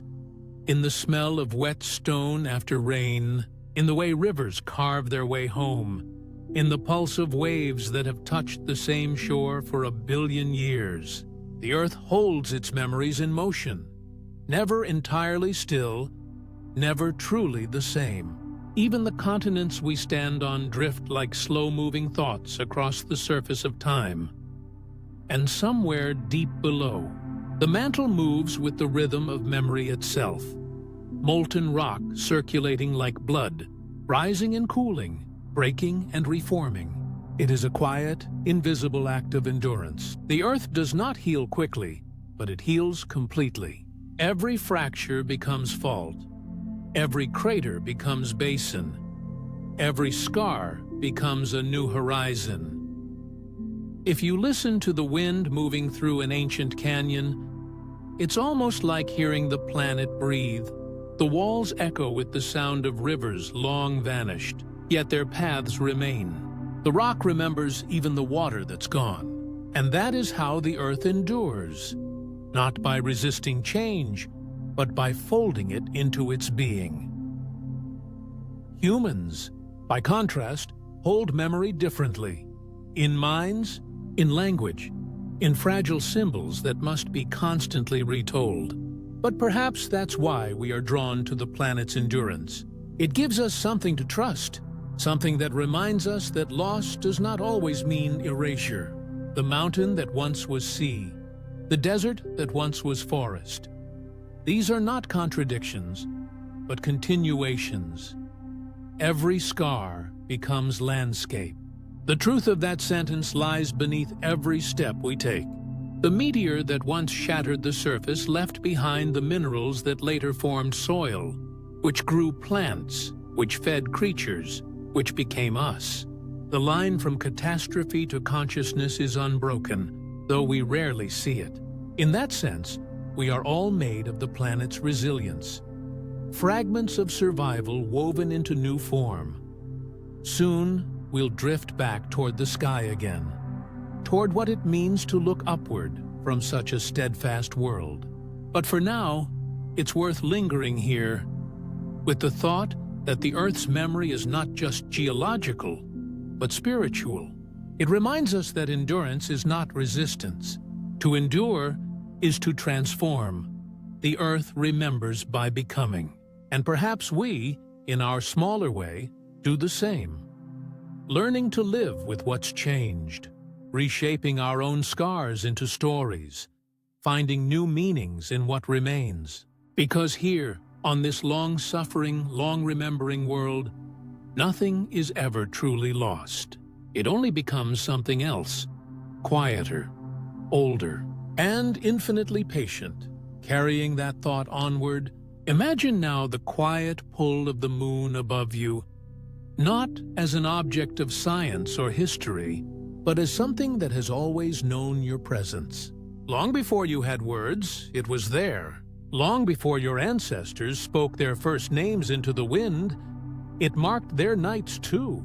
The same soft glow that rests on the ocean tonight once touched the faces of early wanderers who looked upward with awe, and perhaps with the same ache for understanding that you feel now. You are, in this very moment, standing beneath a sky layered with all their gazes, a quiet inheritance of wonder stretching across millennia. The moon, in all its silence, has seen every version of what it means to be human. It has watched the rise and fall of empires, the flicker of ancient campfires, the trembling of first music made from bone and string. It has outlasted every sorrow and every celebration. It has no memory in the human sense, and yet its light feels like remembering. Its phases, waxing and waning, echo the rhythm of breath, of sleep, of the heart's slow conversation with time.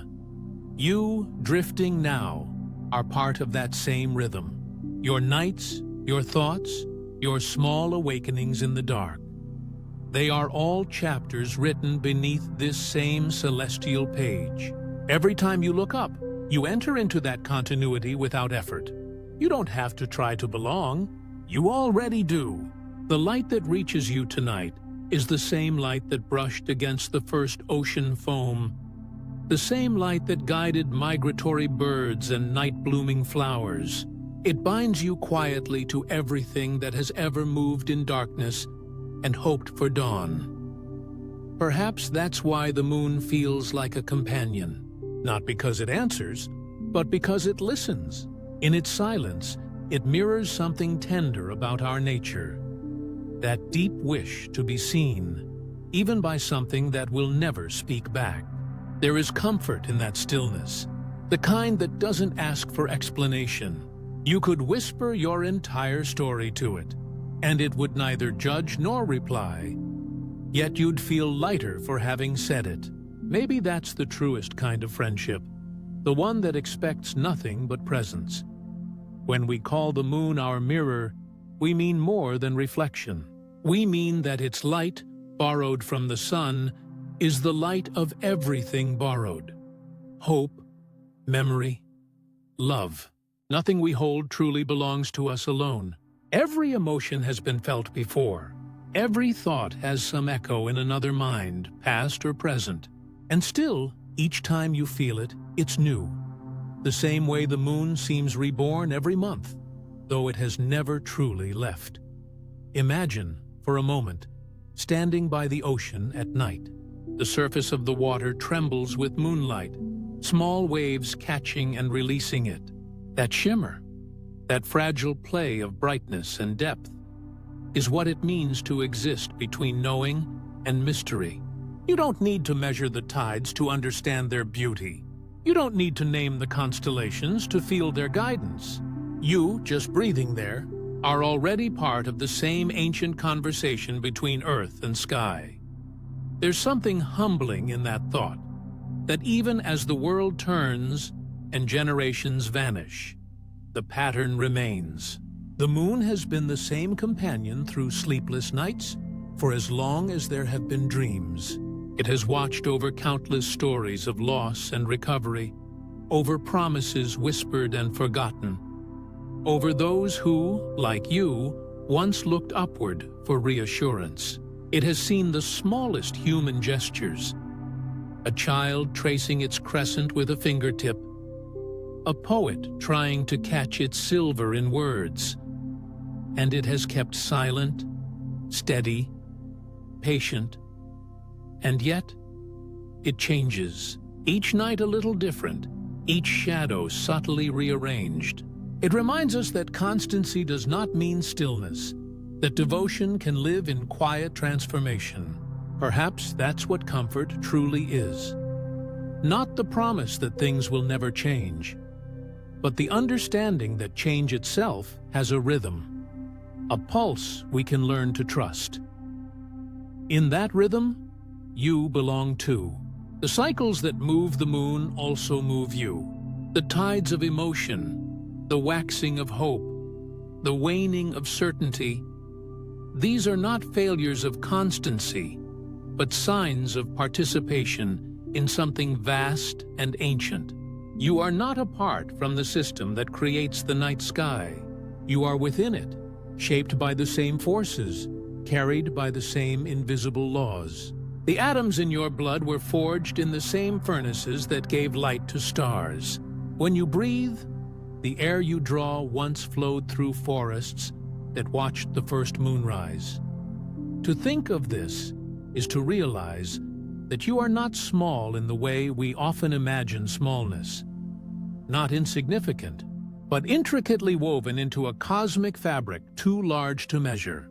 The moon is not distant from you. It is the echo of your own beginnings. When you look at it, you are, in some quiet sense, looking at a reflection of what you are made of. Dust of old stars, cooled into form, now gazing back at its origin. And if you listen closely, there's a kind of still music in that thought. Not a melody you can hear, but a deep resonance that lives between awareness and rest. It hums through geology, through gravity, through memory itself. The same force that keeps the moon in orbit keeps you grounded. The same gravity that binds oceans to Earth binds your thoughts to this moment. You, too, have your own orbit. Around people, around ideas, around the quiet center of your own being. Perhaps that's why, even on sleepless nights, there's peace in simply watching the sky. You are reminded that motion and stillness are not opposites, but companions. That to drift is not to be lost.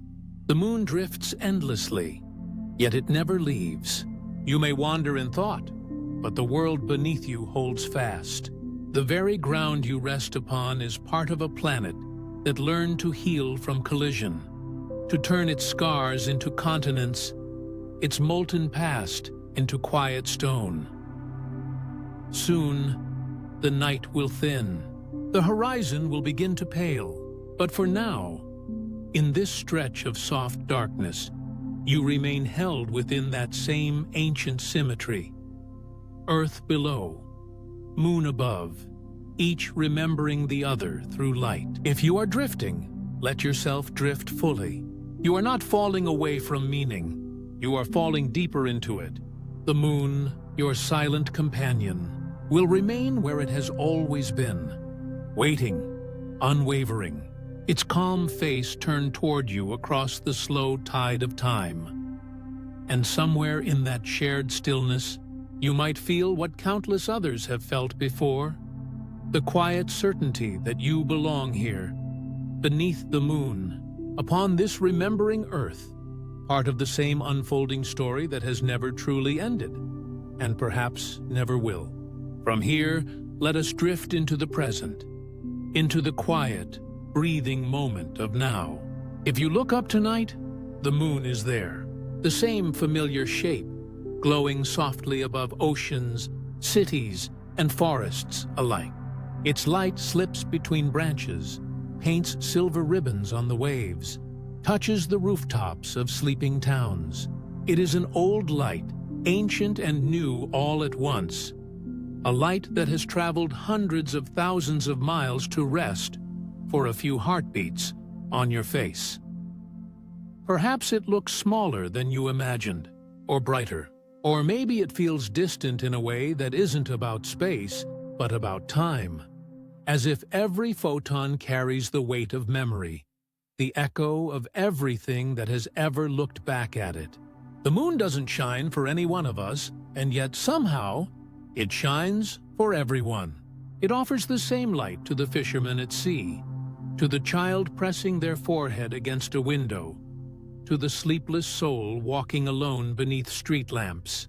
Each receives a piece of its glow, and each believes, quietly, that it belongs to them. Tonight, that light is passing over continents, over mountain peaks and forgotten ruins, over rivers that remember older civilizations. It falls on the wings of night birds and the shells of slow-moving turtles that crawl across warm sand. It brushes the antennae of insects, the eyes of foxes, the ripples left by a single stone tossed into a quiet lake. It falls upon your world evenly, without preference, pure, patient, forgiving. And somewhere within that unbroken flow of light is a reminder. Stillness is not emptiness. It is the most natural state of being. The moon moves, yes, but so slowly, so gracefully, that to our eyes it seems suspended, a held breath in the sky. Its stillness is illusion, and yet it teaches us something real. That movement can be gentle, that change can happen without violence, that light itself can travel without shouting its arrival. You, looking up tonight, are part of that same quiet exchange. Your body, your pulse, your thoughts, all respond to rhythms older than civilization. The moon has long guided the tides and the migrations of life. It may still guide the tides of emotion, the unseen currents of feeling that pull us toward reflection when the world slows down. Perhaps, in some ancient corner of your mind, you still sense that rhythm, a faint gravitational whisper reminding you to rest, to rise, to renew. If you listen carefully, you might notice how moonlight changes sound. It softens everything. The distance between you and the horizon, the weight of your own thoughts. Even the hum of the city becomes more forgiving under its glow, as though each sound has been wrapped in velvet. The world, for a few hours, forgets its edges. The moon smooths it all into one continuous field of calm.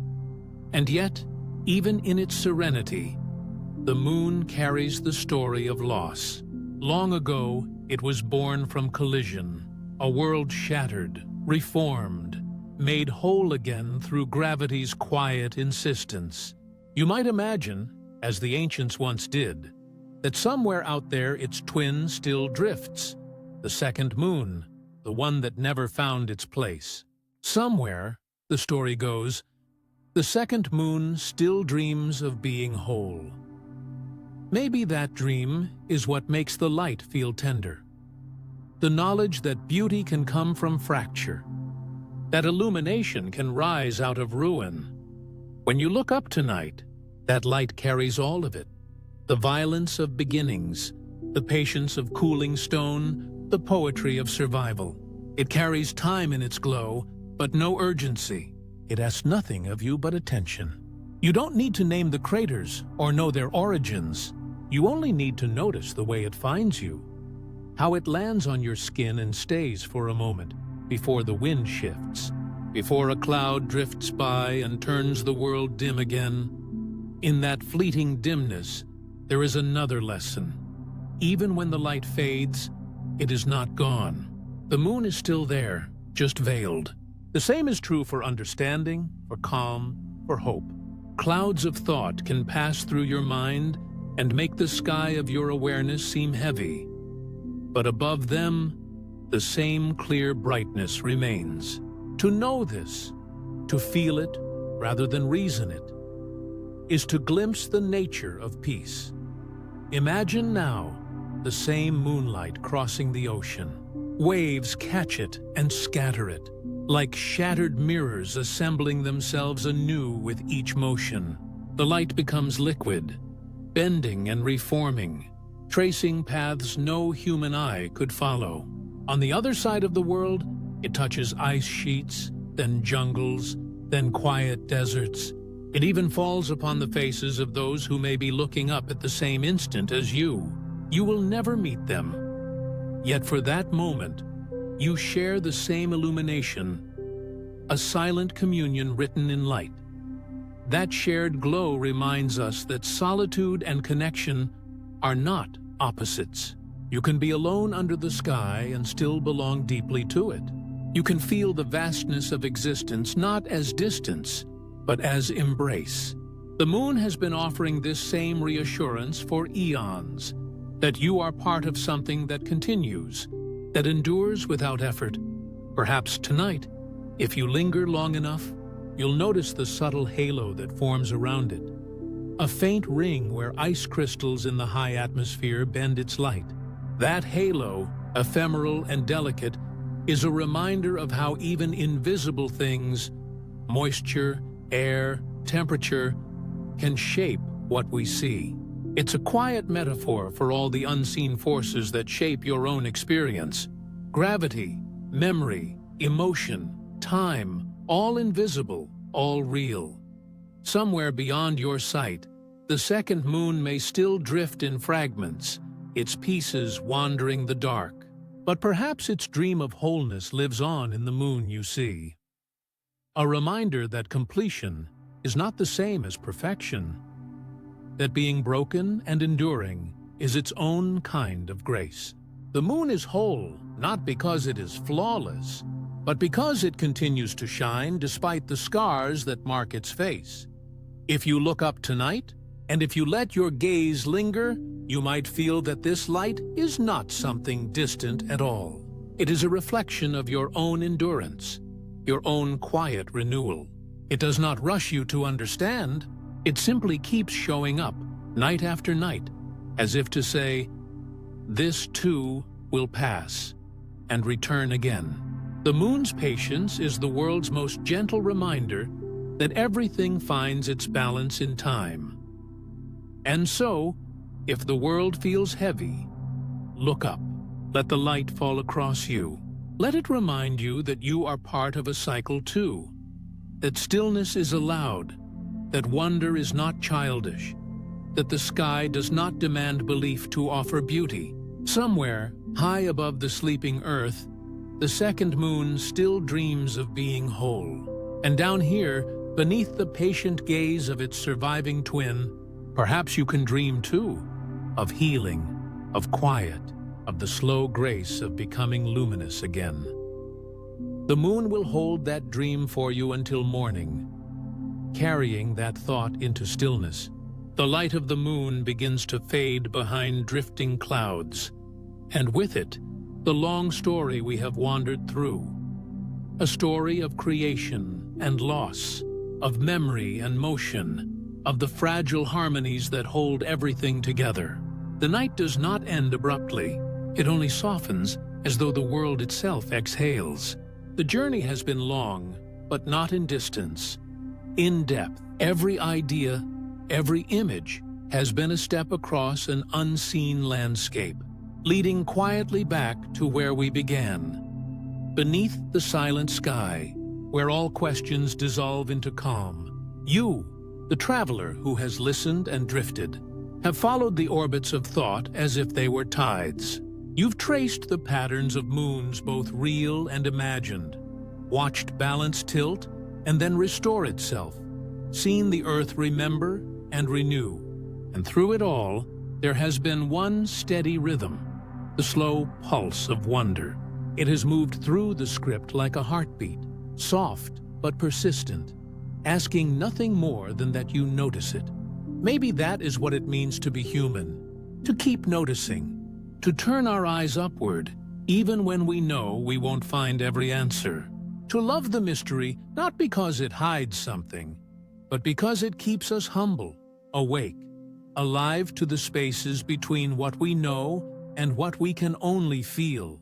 Maybe the sky keeps its secrets so we can dream them, so that even in sleep, the mind keeps reaching for light that it can never fully hold. The moon will continue its patient path tonight, pulling on the seas, whispering to the roots of coral, to the drift of plankton that rise and fall with its rhythm. It will shine upon mountains that have never known a name, upon craters that have seen every phase of Earth's becoming. Somewhere, deep below those peaks and tides, the planet listens, recording every tremor, every touch, every faint echo of what once was. The Earth has always been a patient listener. It remembers through stone and water, through the silent turning of its core. You are part of that memory, carried within it, even as you breathe. And so, as you rest, you might imagine that your own thoughts are like small moons too, drifting, reflecting, sometimes colliding, sometimes shining alone in the dark. They do not need to be controlled. They only need space to orbit freely, to find their quiet course. Some will fade, others will return, each with their own tide. Balance, after all, never means stillness. It is the gentle dance between movement and rest, between holding on and letting go. Now the story narrows to a whisper. The night deepens. Around you, everything that was once vivid, the oceans, the ancient myths, the forgotten twin moon, all dissolve into the simple rhythm of breathing. In and out, the same rhythm that the Earth has followed for billions of years, inhaling sunlight, exhaling life. You too are part of that rhythm, another wave in the ocean of continuity. If your mind drifts now, let it. There is nothing more to reach for. The ideas have done their quiet work. They have opened a space, a wide, slow silence where understanding and peace are the same thing. You might sense it, that subtle weight of calm settling into the edges of thought, like silt in still water. That is how knowledge becomes rest, when curiosity softens into acceptance. The stars above are not brighter than before, but they seem closer now, as if the distance between you and the cosmos has folded a little. Perhaps that's what stories do. They bend space between hearts and horizons, bringing the infinite within reach of a single breath. Somewhere far beyond, another sun is rising over another world, and perhaps there too, a voice is whispering its own soft farewell. The universe echoes itself endlessly, and in that repetition, there is comfort. You might remember fragments of this journey tomorrow. A sentence, a thought, a glimpse of a moonlight tide. But most of it will fade, as dreams do. That is its purpose. Like the tides that erase footprints, it leaves only the shape of calm behind. Memory is not always about keeping. Sometimes it's about releasing. What remains is the feeling, the slow, steady awareness that you are part of something vast, delicate, and ongoing. And when morning comes, the light that fills the room will be the same light that once touched the moon, then crossed the void to find you. You will rise, and the world will begin again. New, ordinary, beautiful. The sky will still hold its quiet mysteries, the tides will still move, and the earth will still turn beneath you, faithful and forgiving. For now, though, there is nothing to do but rest. The moon has watched countless generations close their eyes beneath its glow. Sailors, dreamers, lovers, thinkers, all drifting into sleep under the same pale light. It has seen entire civilizations rise and fall, and still it keeps shining, asking for nothing, giving everything. Its patience is the universe's most gentle lullaby. So, sleep well, traveler. You have followed a long orbit through time and thought, and now the path has curved softly back to stillness. Let the echoes of all that you've imagined dissolve into quiet. The moon will keep watch. The earth will remember. The stars will continue their slow, patient drift. All things change. That is their grace. All things endure. That is their secret. And you, small and infinite, are part of both truths at once. The night is whole. The sky, even with its silences, is enough. And somewhere, in the hush between heartbeats, the second moon still dreams. And so do you. Rest now. Let the mystery hold you. Let the silence become your home.